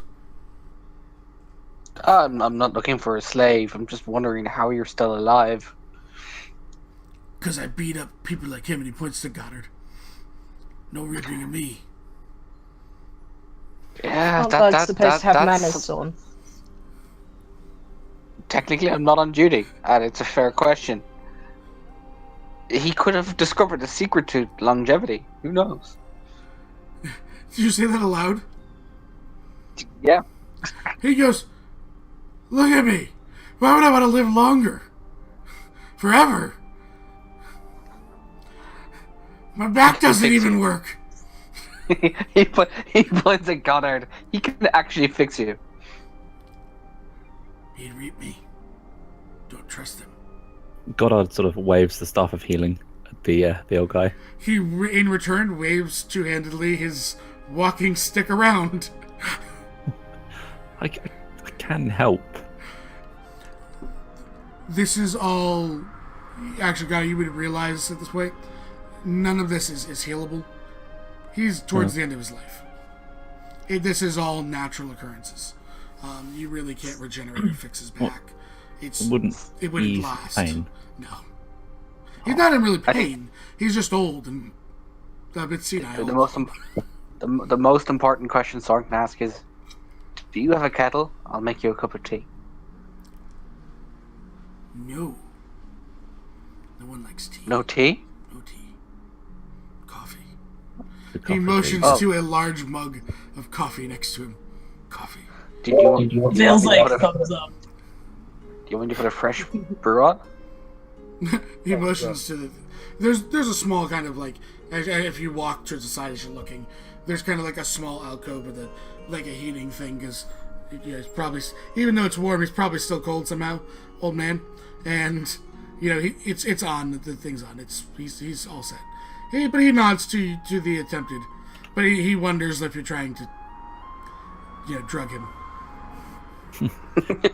Sorn just smiles. Something occurs to Goddard and he begins patting himself down for 3 minutes. Okay. During those 3 minutes, as he has to locate the item in question. Okay, Wolf. Wolf's gonna walk in, go up to the senile old man, and Slightly senile. Slightly senile, and just gonna look to him and say, "Do you have any books on mountains or volcanoes in the area?" In this area? He nods and gives a thumbs up. I would assume you don't mean the mountain you're on. Shakes his head. Or the other mountain across the other side of the pass. Up by the ice. Shakes his head again. Or the fact there's no volcanoes in the area. Gives a thumbs up. The closest volcano, and Spartans, I slightly hate you for me having to go look at this. And find it.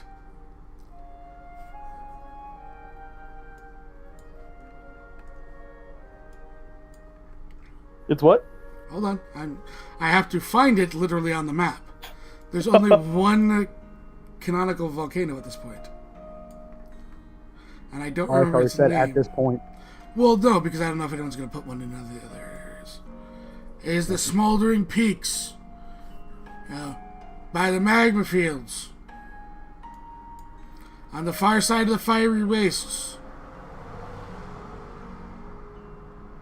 He nods and looks to him. Do you have any To the books on that? southeast of the Tarakia rainforest. Oh god, I gotta write all this down. Hold on. Which you get through by going through the diminutive desert. And then the Blackbird Plains. And then the Jade Jungle. You should stop at Albine. It's really nice. That's in the Lear Valley. And then you have to go, of course, to Natsumi. And you go to the White Antler Grasslands. You should stop by Malmabec. He bought a book on it, points to Kimmel. And your Boxer Forest. The Wavering Glades. You stop at Branbury. That town was terrible. God, and then you go through the Zon Woodland, and then you can go right to Cortia, which is the Atlantic Plains. I don't know if you know where that is. And then you leave that from Everwind. Got it all good. Wolf scrambles to write all this down as fast as he can. Soren pauses and goes, did he just go backwards? Yes. Oh my god. He just looks to him Soren, and says, He, Do you have any- the old man reaches over the counter and grabs something out of a bin. Here! This What one. is it? It's dangerous to go alone. Take this. Oh, Do you ask what it is then? What is it? It's a map. He takes the map. How much? I think you need it. Hang on. Basic geography was Those- never taught to you. Does Wolf hold it over his head? Yes, he does.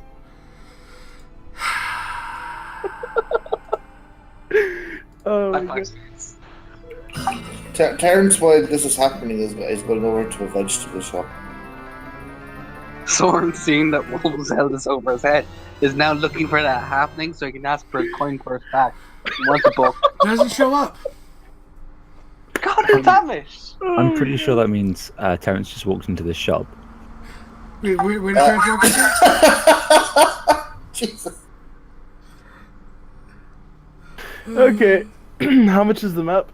He literally gave it to you because apparently you weren't taught basic geography in your upbringing. He feels No. sorry for you. I've never had a map. I just walked around aimlessly. Yes. That's fun. Okay. Hang on 1 minute. And he takes it from you and he rolls it out. And he grabs some sort of like tape. And he grabs a quill and he writes something on it. And puts it down on the map. Over Everwind. And it says, "You are here." And he rolls it back up and hands it to you. Terrence will enter the shop and put a braid of onions over Wolf around his neck and say, "There's an old woman said it was dangerous alone and told you to take this." You're an old woman? Oh, God. Def- It's Bertha! Everyone out! Go! And he just sits hobbling to the back room. Soren waves. Bye! You hear multiple locks.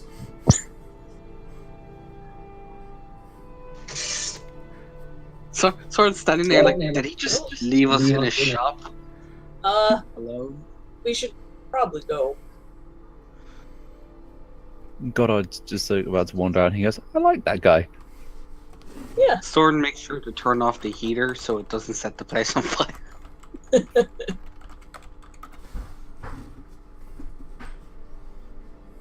Bill will leave an extra gold tip.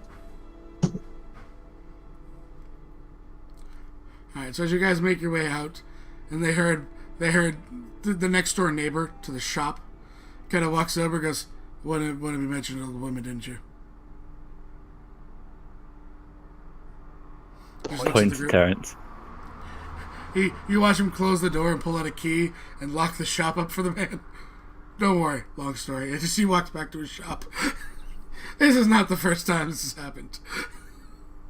Old people and romance, what can you tell? What can you do? Goddard sort of looks at Vale and just goes, I'm probably going to end up like that, aren't I? Don't worry, I'll take.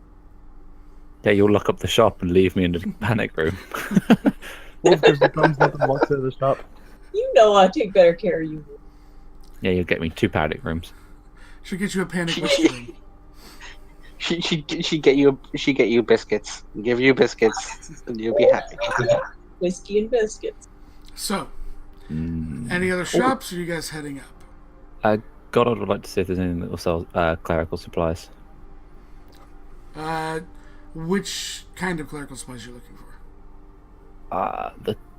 I'm probably going to need a temple. Okay, you need to go. It's not in this district. Nice. We'll find that later. Maybe. You want like incense or something? I was more looking for stuff that costs a bit more than that. Okay, so Storm, before going any further, scans the rest of the shops to see if what ones are there. there's a number of it. It's really hard for me to sit there and tell you every single shop in the city. I mean, if we don't know what's there. That's what you're looking for. That's how these work. Wolf's gonna give a thumbs up to everyone and hold up the poster again and nod. The poster for the council. Yes. Oh God. John's would follow the man holding the poster and wearing a braid of onions. So, you guys are kind of looked at again at the gate to the upper district. The guards taking the poster from Wolf, look it over, and says, make sure you show it to the gates, and that's when you'll pick up your escort. As you make your way into the upper district, is more spread out than anything else. The center road, you'll notice a few things. You notice a couple of the upper crest kind of shops, magical, very fine music shops. Your kind of jewelry shop is here. Kind of another other kind of, you see like a very fine tailors, like more expensive than generally worth. Think more like aristocratic clothing at their step-in. You also note, as you can see through here, there seems to be large manors here, and then you'll see your you see at the far end of the district, seemingly built into the wall, and it seems like half of these buildings is in the upper, and half of them in what is called the pinnacle. Two very large, kind of almost academy-esque buildings.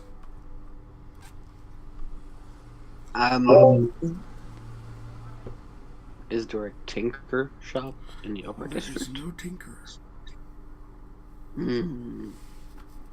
Is there a like a child's toy shop? There would have been one back in the middle district more than the upper district. Okay. If you want to do it, we can do it then right now.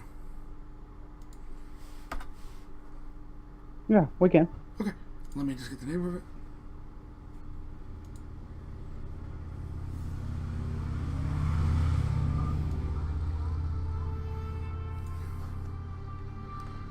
Okay.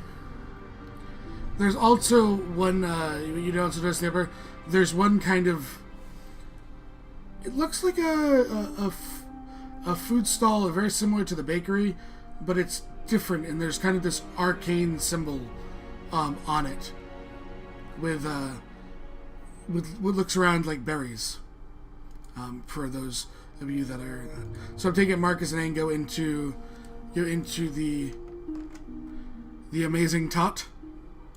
Yes, I'll go in the Amazing Tot. If Fang wants to go, she can go.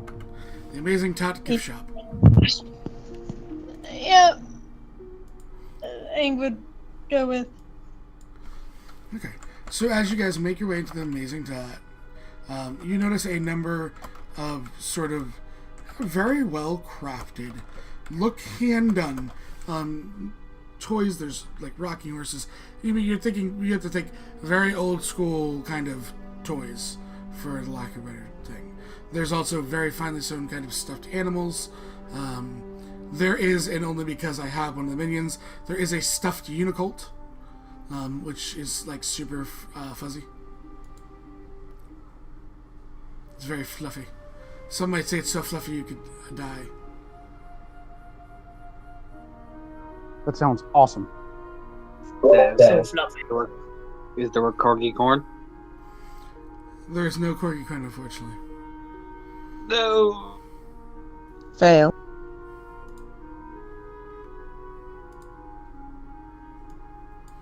This very odd-looking creature, which Marcus and I have never come across before, steps out, a little bit hunched over. He looks very big for his size. Kind of this, shaggy hair, a beard, very off-colored. Marcus, you get the feeling of Fae, but not I'm fully sorry, you Fae. cut out. I get what? You get the feeling that it's some sort of Fae creature, but not fully Fae.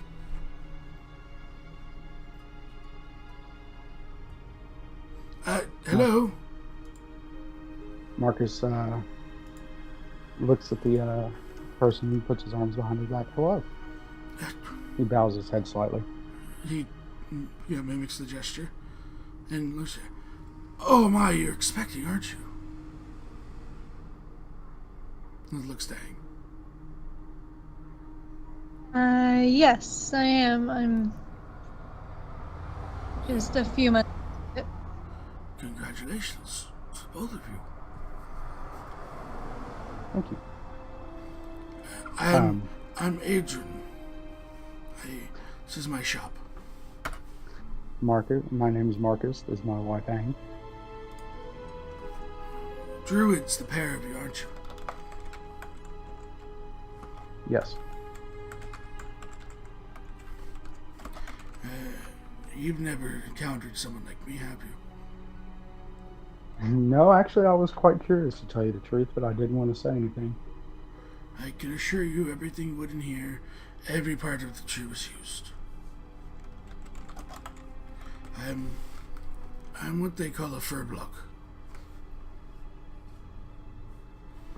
Fur block. Yes. Are you from around here, or? I was born in the Feywild. Marcus switches to Sylvan. Completely, and just right to it. Not even, very much more kind of a sophisticated style of speak from him. I'm sorry? You get almost, as you switch to Sylvan and he starts speaking with you, it's more refined. It's easier for him to speak. What can I interest you in, then? We were looking for, I was looking for a toy for my daughter. He points to Aang's belly, not knowing if you have other kids, because you're not with, Fiora's not here. Right. Wondering if you're talking about the baby. No, actually my daughter is 10 years old. What is she interested in? She wants to be a druid like her mother. And, he chuckles. She's I think I interested have in... just the thing. Okay. It's not really a toy, but something she might enjoy. And he kind of walks towards the back, and he kind of pulls out this, and it's a very short. For you, you would think more of a cane, but judging from your side, it's a very finely crafted. You would consider druid staff.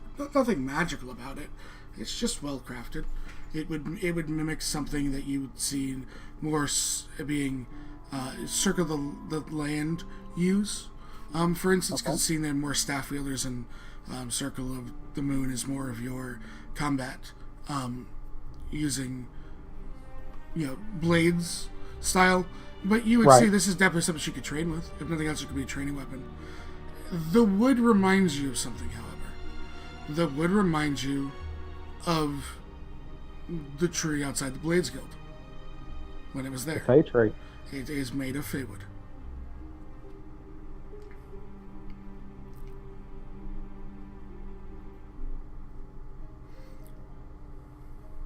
Marcus takes a deep breath and looks at Aang.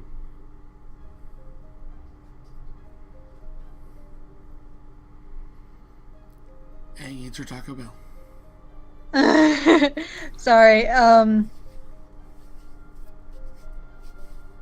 Aang looks at Adrian and says, "How much is it?" He looks at it. I can do 50 gold for you. Aang looks at Marcus. It's up to you.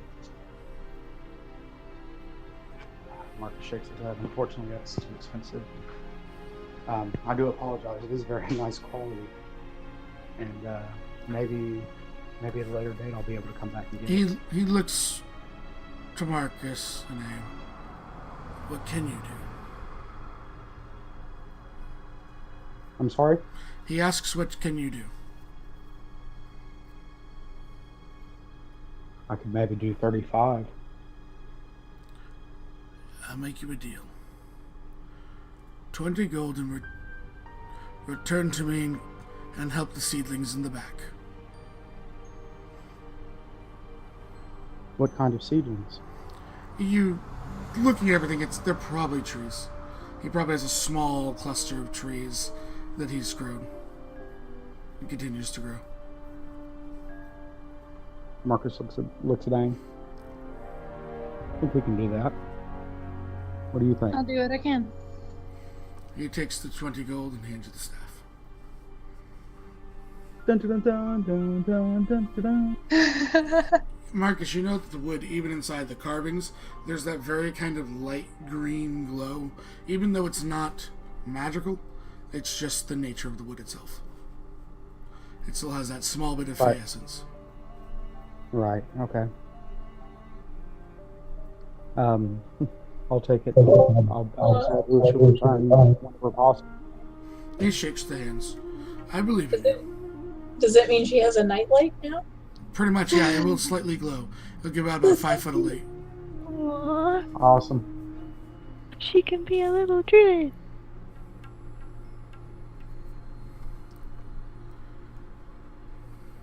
He kind of And bows. for the little one? Yep.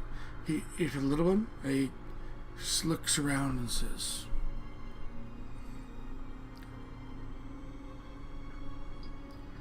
"When you return,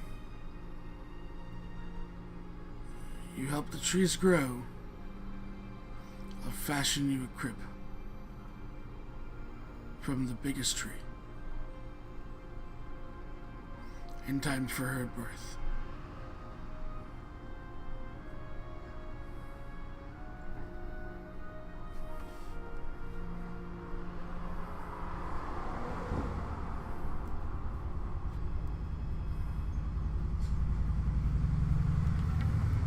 He looks for a response. Hello. Can you hear? I'm sorry. You said- Everybody Yeah. being quiet. He looks to you, as you said, for the little one. He says, "When you return, I will craft you a crib from the biggest fay tree."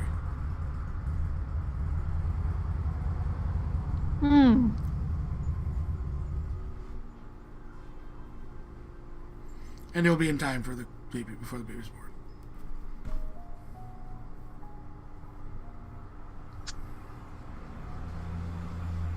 Alrighty. Not your fay tree, Sparts.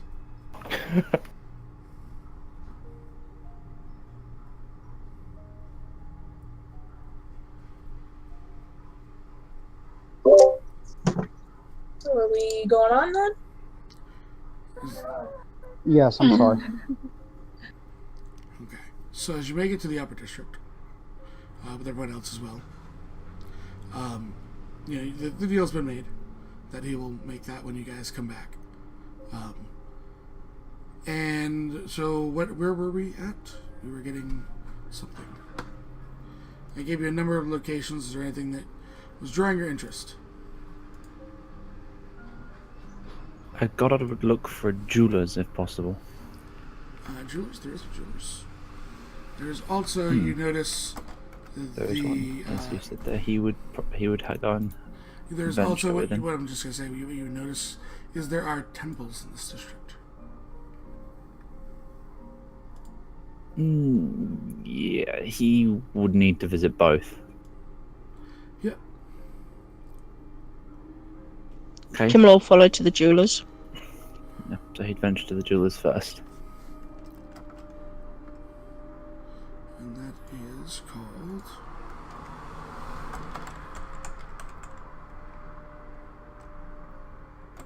And amethyst is spelled right there, correct? One of you with better spelling than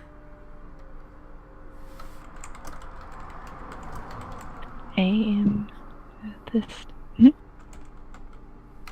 Nope. There we go. That's why we have him. That's why Madfish is always here. To correct what is. To correct my terrible spelling. Sir Goddard, you walk in and you see a very beautiful woman standing behind the counter.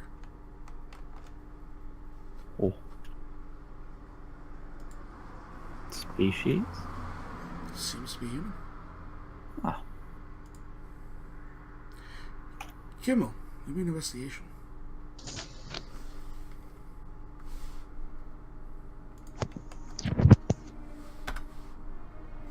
Hello. Can I help you? Hi. He waves with his thought. I'm looking for diamonds of varying values. And what kind of values would this be? And charge or worth? I note that you are a cleric. He inclines his head. Your holy symbol, dear, gives you away. She kind of very much approaches you, comes prime at the counter. You notice there's a number of gems and fine pieces of jewelry in glass cases. God, he scratches his chin and he said, "What do you have available at present?" A number of sizes. Yeah, obviously there is quite a bit of a diamond shortage in the world. One of the main mines is apparently no longer producing. It has not hit us as bad yet. We have other kind of suppliers around. He nods.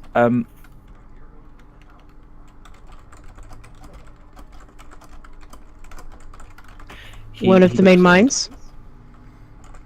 Yes. I mean, it's months away.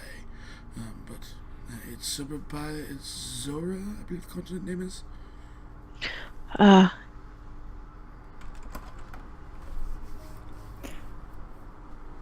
God, just looks at him and raises an eyebrow.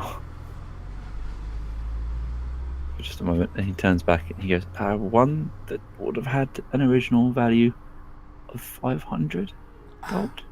Just one? Potentially. Did you have? One moment, I'll have to go to the back room, of course. If you're going to the back, maybe you might have had one worth 1,000 originally. 500 and 1,000, or just one? Depending on which one you have. I have potentially both.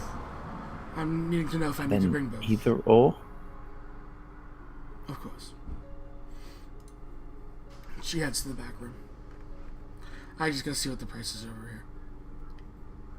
Yeah, Goddard is just... He's gonna see if they have either and what prices she's marketing them at. She brings out one of each. You know, they're both kind of in this tray, felt or a velvet underneath each of them as she set them in for you and places them down on a counter and kind of come over. This is the one. Its original worth was 550 gold pieces. I could do for you, about 1,700 gold. This one was originally worth about 1,300 gold pieces. It's the bigger of the two. Yeah, you can get more like that, Wolf. And she goes, at best I can do, because of the original price of this one being 1,300, not 1,000, I could do about 3,700.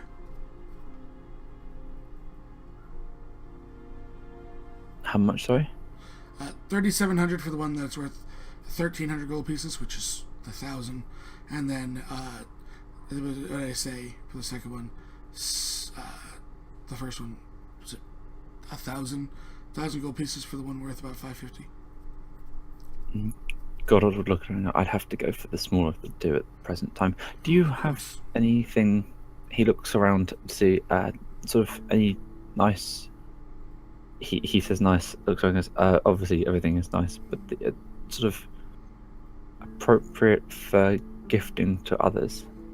He scratches. His hand goes up into his sort of shadowed hood and just sort of scratches his chin. She puts her hand on his shoulder. For a potential romance? He isn't quite sure how to react to this. He sort of looks around a little bit. She would probably get the impression he's probably blushing. I would need 2 of the item in question. 2? What exactly would you... describe her. Tell me her style. Tell me what she enjoys, and we can find a gift. He looks around. He just sort of scratches his chin again, looking rather nervous. I would. He looks around and looks out the shop window behind them, see if they can see the rest of the group. Oh, they're generally looking about the stalls and stuff, yes. He points at Vale, and then just two of something that would be suitable for the... Exotic tasting. Interesting. Tell me, Effer. He simply looks around and just goes, she likes blowing stuff up. Does she wear earrings? Bangles? He nods. She brings you over to there's a pair of earrings, and she looks back out towards Vale, just kind of what looks to be like sizing her up, but not in like a nefarious way. And she points and pulls out this pair of small, and they look almost like a starburst, kind of what looked to be mithril or silver. You can't quite tell in when she's pulling them out initially. And there's almost this purple kind of gem that has been cut in a way that sits on top of them. The earrings. Oh, she goes and she pulls out these long kind of bangles. You can give me a second roll then, Kimmel. That are very nice and also have this kind of very thin engraved and then inside that engraving set kind of purple pattern up them. He sort of oohs and ahs over both. A total cost for both those and the How smaller much can diamond? you spend here? He sort of pats down pulls out his coin pouch and he goes, I have just over 2,000 gold. And you're spending them. She goes, at best I can do about 500. And she goes, it will not be mithril setting, it'll be silver. For the two of those, he points to the bangles. You want just the one or the other. Buying both, you're not gonna have enough money. The bangles Okay. and the earrings. It's a lot of gold worth. Yeah. You're talking about custom and high-end jewelry. Is it a set of bangles? It's like... Yeah, it's a pair. He nods and says, okay. And with the diamond was... All in all, you're spending about 1,500 gold. He looks at us, done. And he will start counting gold. Yeah, she, helps and double-checks your counting. I take it you're probably not presenting it in the middle of a group? Nope, he will quite casually not be presenting them in the middle of the area. Okay. His opening calculator. Yes. Packs them up in a very nice box. Both the diamond and the bangles in separate boxes, and looks to him. Anything I can do for you, dear? Do you buy stones? Depending on the quality and such, yes. Kimmel's going to pull out a bag of stones which are worth about 450 gold that I've had for forever. She pulls out a nice kind of another tray, laying them out nicely, grabbing a small jeweler's glass, looking them over. I will tell you that they are worth about 450 gold. What I would sell them for, which means the best I could do is about 250 gold to purchase them. I do have to maintain a profit and cut them. That's no worries. They were free to me, so done. And she counts out. She actually takes 200 of Godra's gold and just slides it to you. Because she hasn't put it away yet.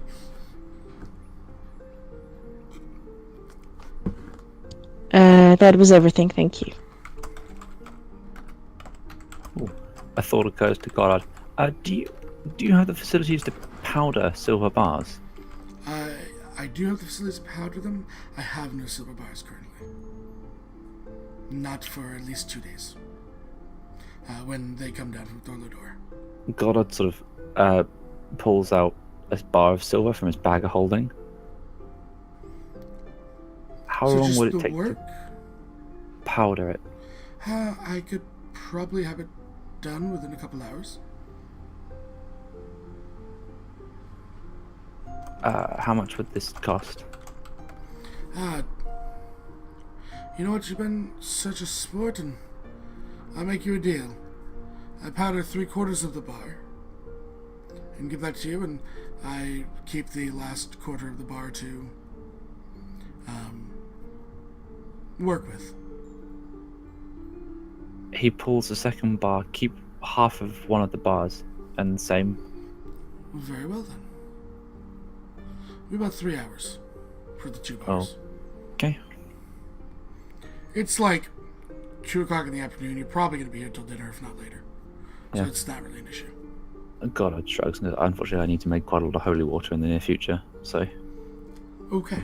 I know what kind of grain then. thank you. And then, takes it. And she says, if that is all, then I will get to work. Thank you. That is all I need to. All right. So the boys exit. Anyone else going in a shop that you've already heard about? No thanks. I can't buy anything, so no, I'm good. I'm gonna go in the shop. Okay. Sorry, you enter the shop. As after the boys have left, you go, I would like to go look in. And as you step in, a very strapping dragonborn stands there. Oh, Hello, how can I help you? hi. How are you? I'm good. How are you? He's your exact coloration, everything. It's so odd to see another of our kind in this city. I must agree. You're the first one I've seen outside of the back on Druidic Isle. My name's Sora. And she holds out hands. What's your name? I am Max.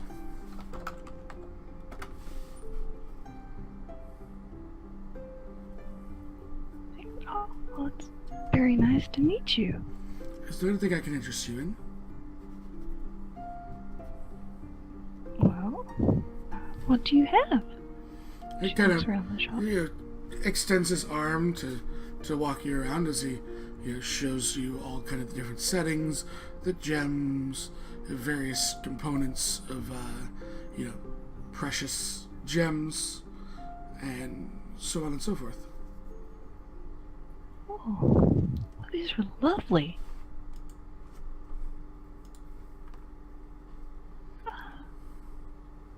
How much is the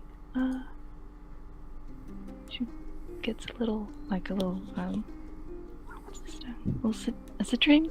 Is that it? Citrines, which are the 10. I think the 10 gold pieces.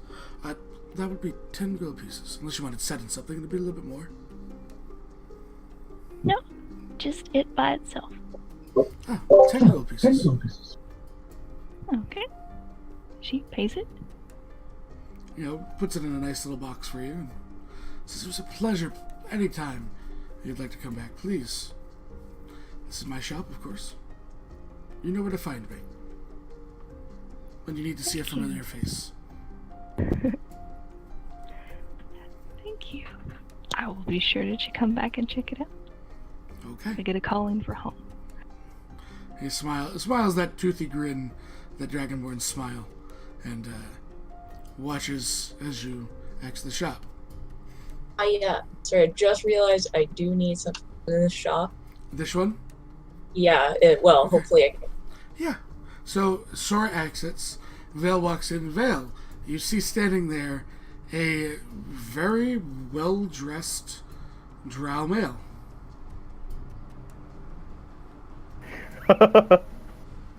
Why is it a man?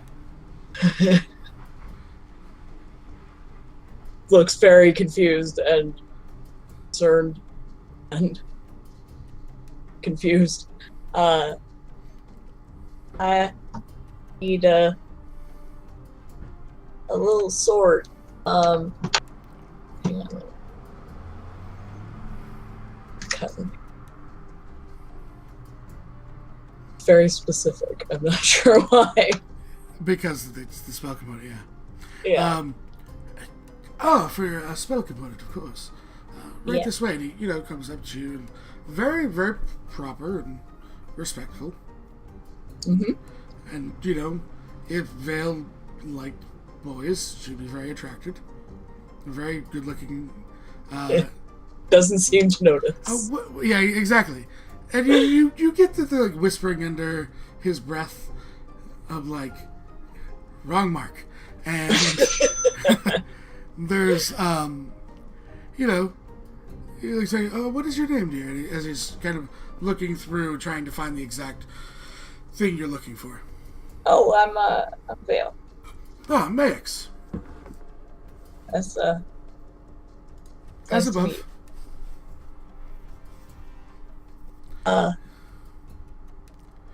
And Yeah. pulls out this sword and places it down and says, you need it to be worth 250, correct? Yes. The best we can do, you know, to make a profit, of course, because of the worth, is about 300 gold pieces.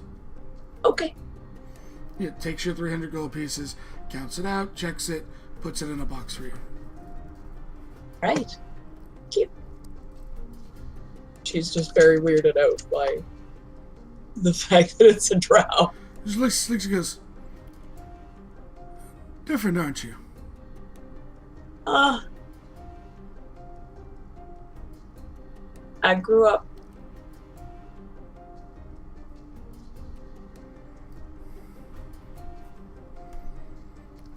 You grew up and then you cut off. Oh, I grew up on the surface. Ah. Well, we all are a little bit odd. May I tell you a secret?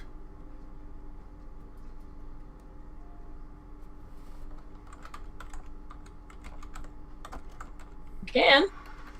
And he whispers something into your ear as you hear it. I'm whispering it to you right now. And then you look, you observe, and you exit. Okay.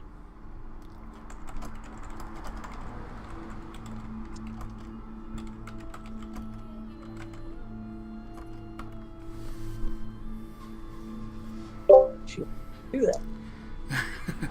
And just winks as you exit. She's just shaking her head and laughing when she comes back. And the party is reunited. Alright then, let's go to this meeting. Anything else in the upper district that we need to turn to, or are we going to the pinnacle? Nope. Terrence is good to continue to see this minister. Okay. To the council! Alright. And I'm freaking God, I can no longer afford what he was going to try and buy, so we're good. Got it. Even though you're looking for it, you were looking for the temples in the initial. Pardon? You would note that in this district, there are 3 temples. A temple to Angarad, which seems to be focused on more on one of the aspects of Angarad rather than the others. Okay. Though from the distance you can't quite tell. You can just tell what you've seen in the scriptures, and it looks like it's just kind of centralized around one of the 3 aspects. There is a temple to Baroner Truesilver and Carillion. Ah, interesting. As you walk through, you are going to note in this district, again, bards. You see a good amount of bards. They're not all playing, they're generally going about their day-to-day life. More kind of your upper crust-ish members of society as you come to the gates of the pinnacle. You are stopped. Wolf presents them with the letter, and you guys are escorted by 4 guards in.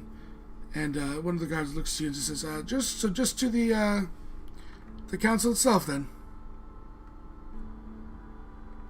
Please and thank you. Thumbs up. Of course. And leads you towards this large, kind of almost castle-esque structure built into the actual peak of the mountain itself. Probably the upper tower and figure piece on it sits just above where the peak of the mountain at this end would be, as it's part of a range. So immediately you're led into this quite beautiful estate. As you were walking here, you noted much bigger, more pristine looking manors. You also saw what looks to be foyers, gate yards to these large school-esque buildings. and there's a number of kind of smaller manors closer towards the Dastoran Pinnacle, which I will type for you because I know someone's going to want it for their notes, named Firefly. Thank you! I'm taking. Oh, I know, but you also have the thing, and you can look at it. So if I don't get the Yes. perfect, you can see it. It's written down. That's So, as you enter, there's a very large kind of, I'm trying to think of the best way to describe it. Let's say it's kind of like a foyer, it's big, it's open, there's staircases. Kimmel, it would remind you a little bit architecturally of the council building in Penrith. It's got a very similar kind of very big open foyer that probably hosts parties where the councils are probably up these kind of curved staircases leading to an overlook. You are met by a man who says, then your business? Come on, just to Wolf's hand of the note. Wolf nods and shows him the poster. Oh, of course. He is in his office. I will lead you to the meeting room, and he will be in shortly. Is that acceptable by everyone? Of course. He gives a thumbs up and hands him a bacon bread. Ha! You've been to Crumbs then. He looks to everyone. If you wouldn't mind, and the guards each bring out a chest. Weapons, please. Just. Come on, puts both daggers in. Sora puts her staff in. Wolf begins taking off his shield, his sword, his longbow, his arrows. What else? I got a shovel, an iron pot. It's a broken hookshot. Terrence will put his weapons on his gear bag. I'll keep it in my backpack though, because it's full of bread. There's a reason for this. Okay. So, you guys head upstairs into a very large kind of... It's almost... have you guys ever watched, like, the U.S. House hold, like, an inquiry where they have a long kind of bench with what would seem to be heads of different, different senators or House representatives are sitting there, and then there's kind of a secondary table lower down, which looks like where you guys are being seated. Basically the layout. There is also seating for people to come and watch the proceedings, but there doesn't seem to be any crowd gathering. How many people are there? It's right now in the room, it's the one individual who has led you here, and you guys. Okay. It looks like the room could hold about 75, 80 people. Oh god. I didn't bring enough bread. So, he says, very well then, I will grab the minister, and I believe you will only be meeting with him today, as each have their day-to-day jobs to go about. So, please excuse me. And he walks out of kind of a side room. A guard stays posted on that door, and one stays with you guys, which you were kind of informed of from the second you've been here. Eventually, you hear a little bit of commotion outside. Doesn't seem like anything, sinister. As the two guards that were in the back door slowly open it, and a number of individuals start coming in seated behind you, taking seats in the various kind of observation areas. As then the door to the side opens up, and the minister, a man in his late 40s, human race, comes in and kind of nods to you all and moves his way to the center of the bench and looks to everyone. Well then, I assume you are the group from Cortia? Wolf gives a thumbs up and walks over to him and gives him a bacon bread. Hey, thank you, one of our own delicacies. Very well received. I am Karm Tarly. Dale is, trying to be polite and quiet. Thank you for the invite. thank you for receiving it. So, I am Kimmel. yes, the Malbec. Seems my name precedes me. Well, when, there's a war fought for your lands, and you return to the area, word seems to spread. True enough. Only good stories I've heard. And motioning, sorry. And you might be? My name's Sora. I'm from the Druidic Isle. It's nice to meet you. The Druidic Isle of where, dear? On the northern chain. Oh, quite far from home.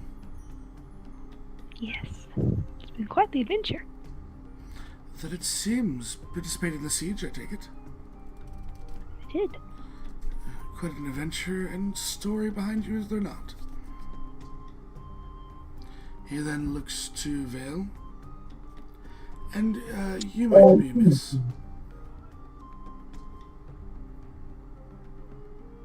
To Vale.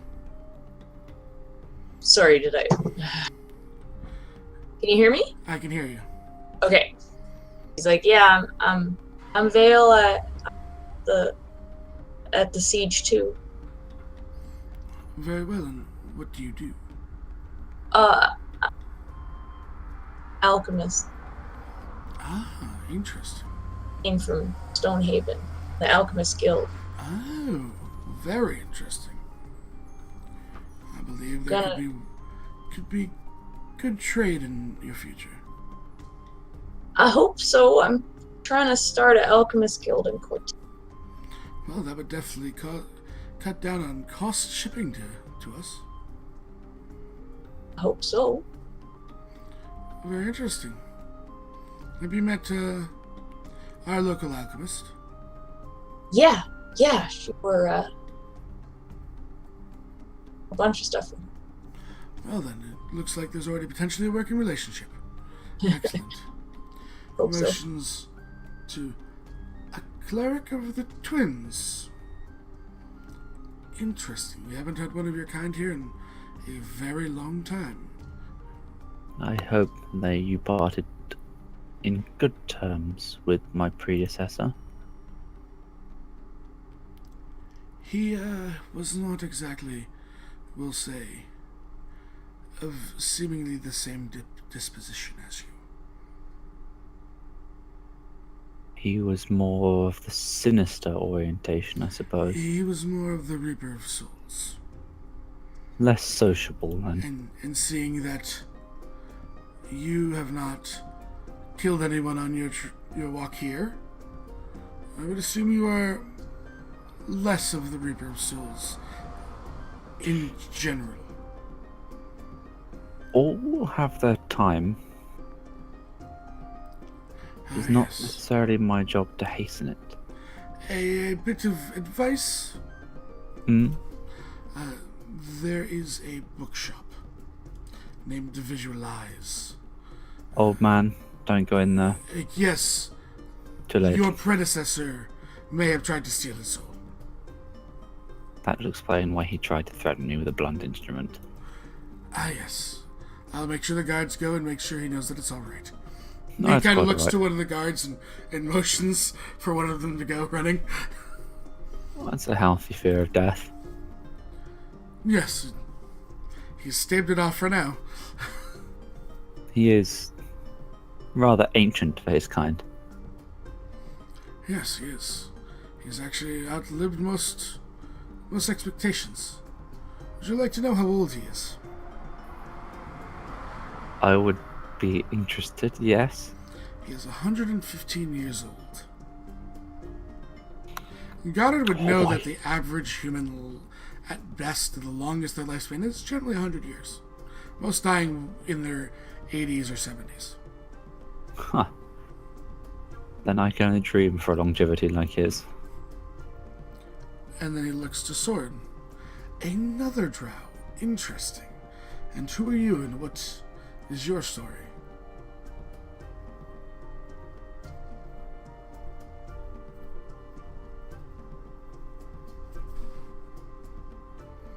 Epi. Did we lose Epi? We did. Did he just reconnect, or did we lose him a while ago? We look like we've just lost him recently, but he hasn't reconnected yet. Yeah, he just lost. He's gone. He's not online either. He's not on Discord. Okay. So Last poor Soren. We knew him well. Soren just kind of sits there munching on bread. He then looks to Wolf. And you are? He gives a thumbs up and just says, "Wolf, I'm from Shanti's Fields. Grew up as a farmer." Interesting. Yet apparently making a name for yourself outside of the fields.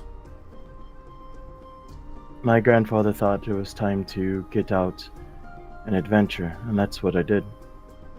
I'm also looking for new foods of the land and finding my own way. And he holds out another bacon bread and gives a thumbs up. The connoisseur of local cuisine. Excellent. Looks Terrence, and you might be? Terrence Falconer, sort minister, soldier, adventurer. A man of many talents. Yeah, you could say that. Interesting. A bit useful. And looks to the pregnant Aang and Marcus. And I assume you are a pair? You cut out Sev. I assume you are a pair? Yes. And your names might be? I am Aang Dawnbringer, and he is Marcus Dawnbringer. Interesting. The Dawnbringer Silvervine.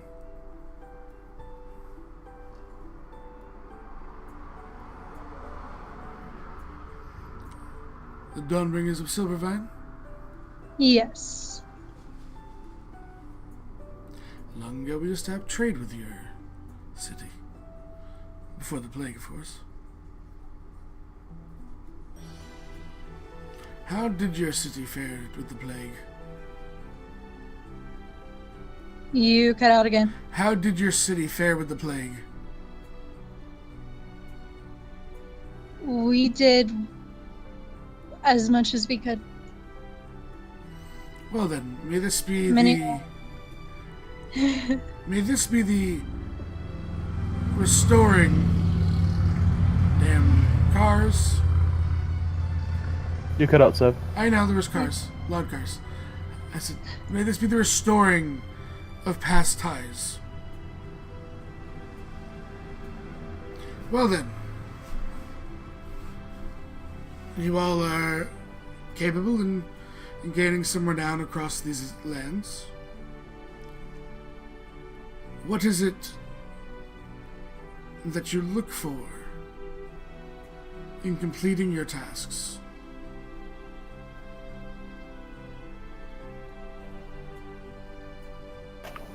Wolf looks at him confused. Terrence will ask, do you mean in terms of what motivates us, or what terms of what we're looking for as in a financial reward? The financial reward.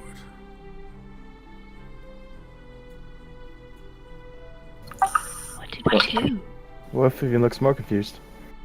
Speaking for myself, generally, I can't say anything against the gold piece but that's just me. It can depend on person to person.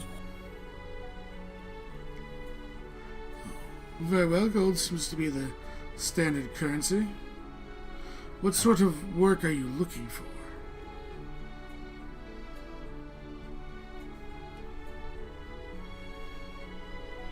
That I'm sure would vary. What sort of work do you have? All I want is a place to do my alchemy. Does your land need help? More that there's 2 jobs which we need completed. Involve blowing stuff up. It very well could. Both the Iadoa and the Akriath are in search of lost tomes. They're attempting to find their resting place, and we are looking to hire capable adventurers. Those that can protect a city in a siege seem capable enough to the council. Interesting. What sort of tomes? Do you mind? So he's wanting the recovery of 2 tomes? Yes, one for each of the schools.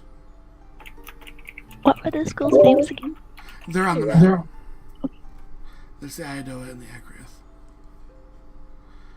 In terms of the knowledge within those tomes, one are ancient bard stores from, let me look at the era, because I have it here.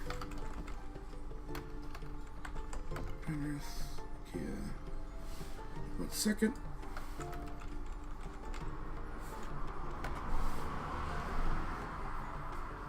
Just grab this. And of course my pen's nowhere to be found, because that's how this works. 1 second here.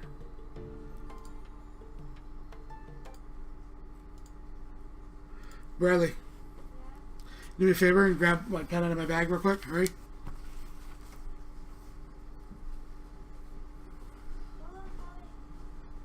Hurry.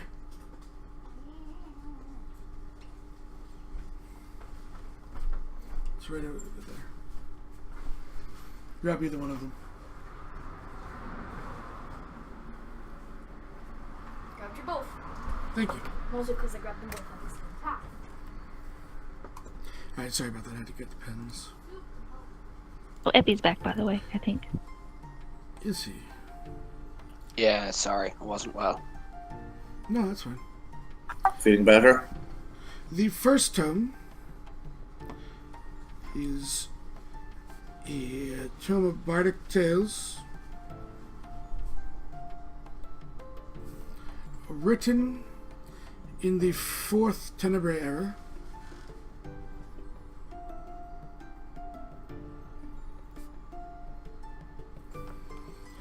And its title is The War of the Gods.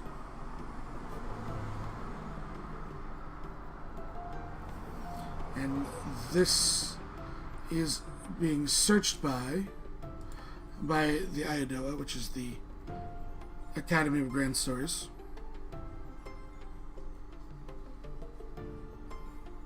The second tome, which is the Akriath,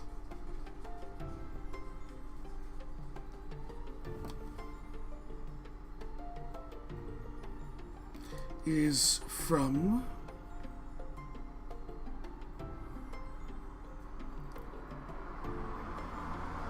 let's see.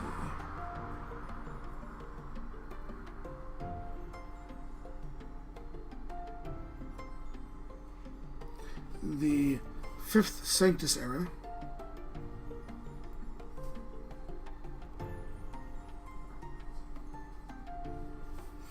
And is simply titled The Price.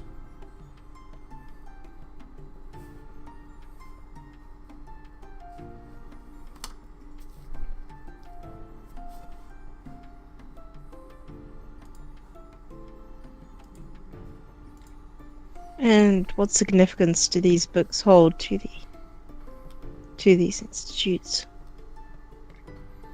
They are ancient bardic tales in a city which has 2 major colleges.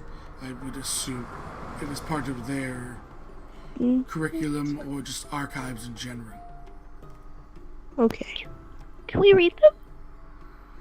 I believe we could have copies made if that is what you would like as part of your payment.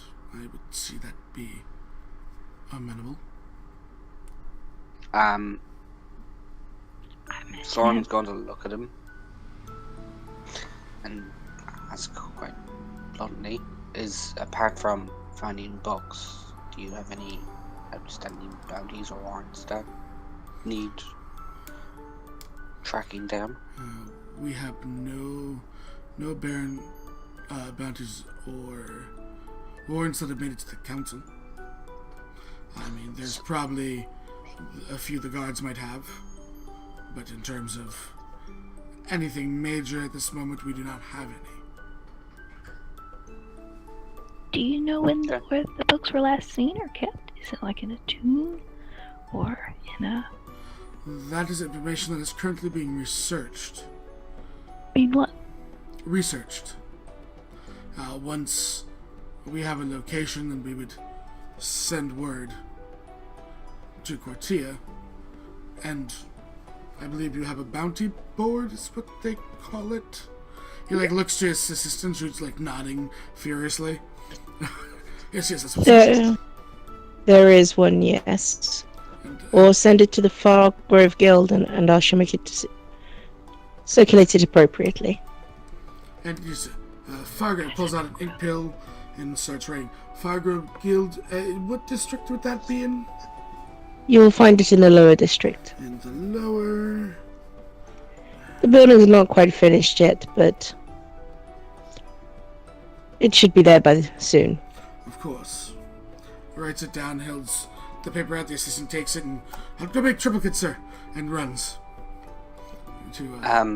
If it is located... Soren asks... Sorry. If it is located in the tomb or whatnot, do you want us... And there's different, I don't know, magical items or treasures inside. Do you want us to collect those for you too? Or would you mind if we kept them? If they are not of significance to deal with the tomes, then they would be, I would assume, yours to keep as part of your risk and reward, as I believe it is called. He looks back to his sisters over there. Thank you for your help. Then just kind of shrugs off and looks back to you guys. Because he's not there to confirm or deny. Soren asks for a piece of paper and something to write with. He motions to a guard and hands... reaches over to the next seat, pulls an ink and pen, and puts down a sheet of parchment that is brought to you. He just writes... You can see him quickly writing something down, and he folds the paper and hands it to the man. He's like, I know most people here would want gold, but this is how I want payment. So do you DM that to me, Abby? I will DM it. Because it may or may not be amenable. It depends on what you've asked for.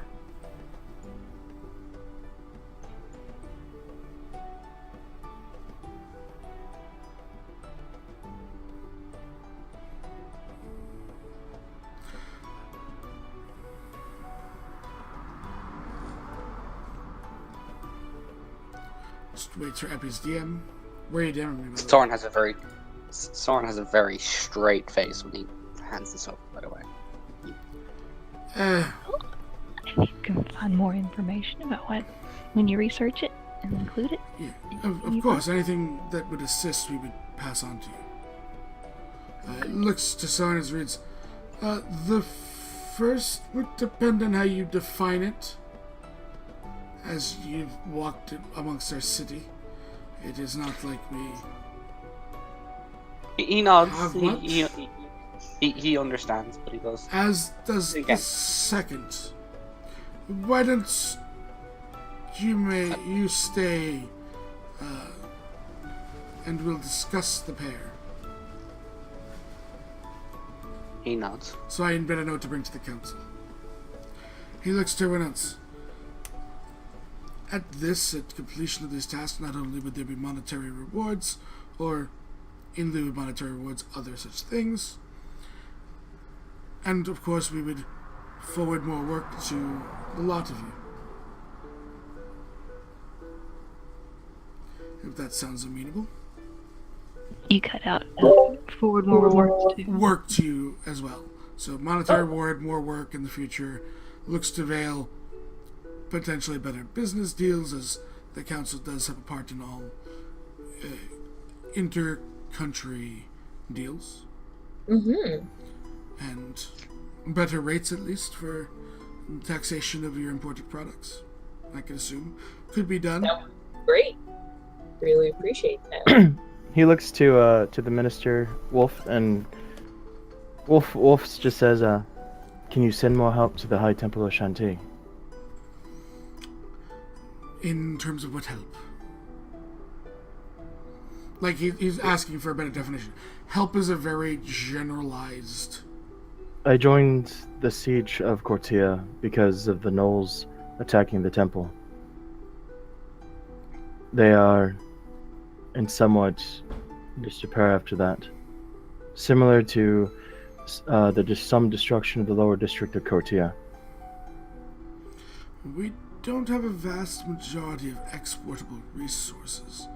However, I assume that we could potentially pay the High Temple of Shantae more for the provisional resources we purchase for them, thusly helping them.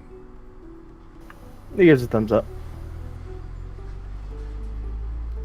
And in Cortia, to my knowledge, the dwarves are sending a rather large shipment of stone to help with the reconstruction.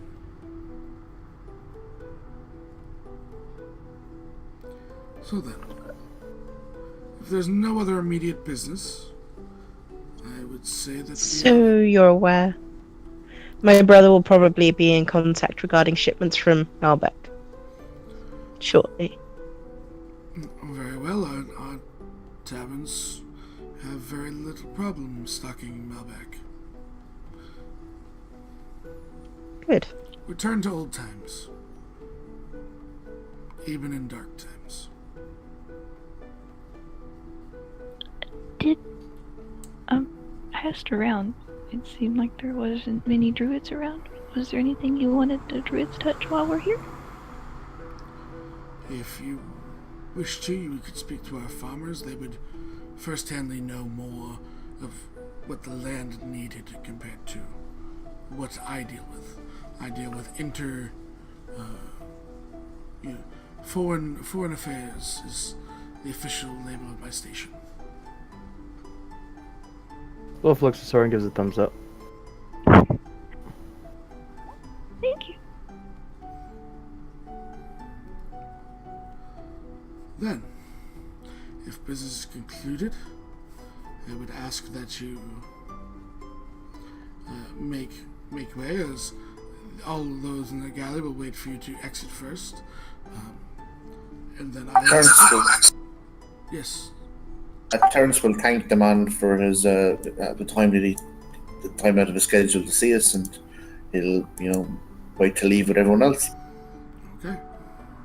So eventually you all stand and you make your way out, back into the kind of foyer area as the doors close behind you.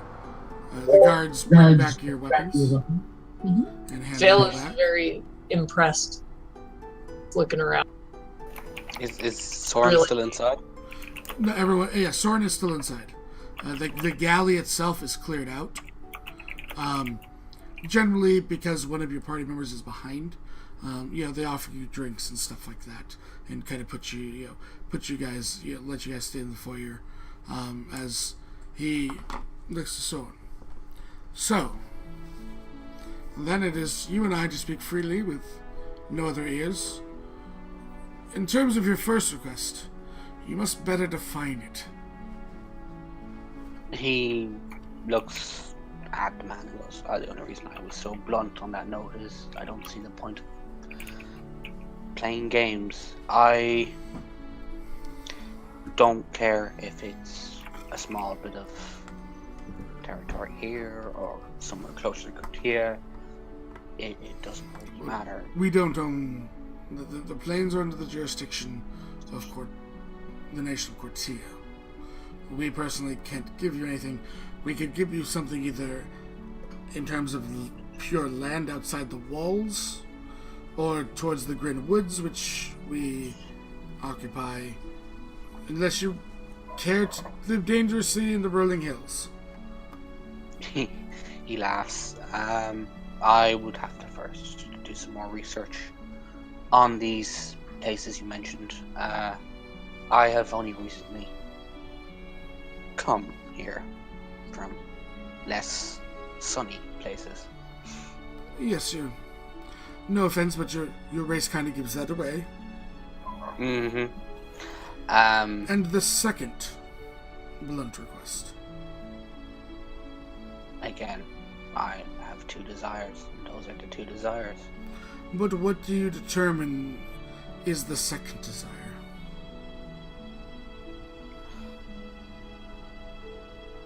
Well, I believe status would be a start. How's your performance? Performance? He's asking you, how's your performance? He shrugs and he says, I can play a lyre. Lyre. Well, there's one way to move up status, and that is becoming a renowned performer. You can be born into status in this, or we may be able to elect some lesser titles or lesser nobility based on deeds, but that is something I'll have to take up with the entirety of the council. He nods and he goes, and in return for consideration for these two things, I will say this simply. I will focus on finding the items you've requested. And if you have any... He kind of leans his head to the side as if he's thinking, and he goes, other requests that would be considered frowned upon while The doing unsavory these style of things. Yeah. Once I take on a contract, I'll get it done. Interesting. I shall keep that in mind. And how would I go about contacting you directly? Well, you will find me most likely working in the town guard in Cortia. A drow guard in Cortia. Very interesting. He smiles. He goes, I saw a job. I figured it was a way of getting somewhat integrated into the city. At least it's somewhat stopped people attacking me. He frowns, thinking about a particular gnome, mostly.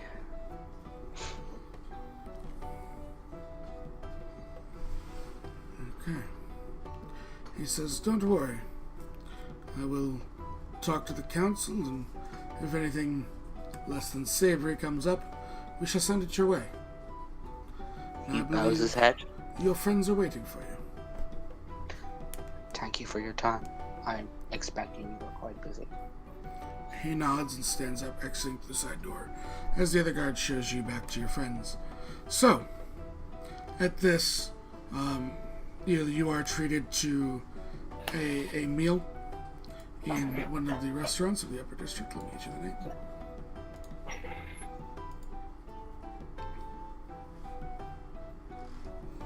It is known as the Young Glory Tavern.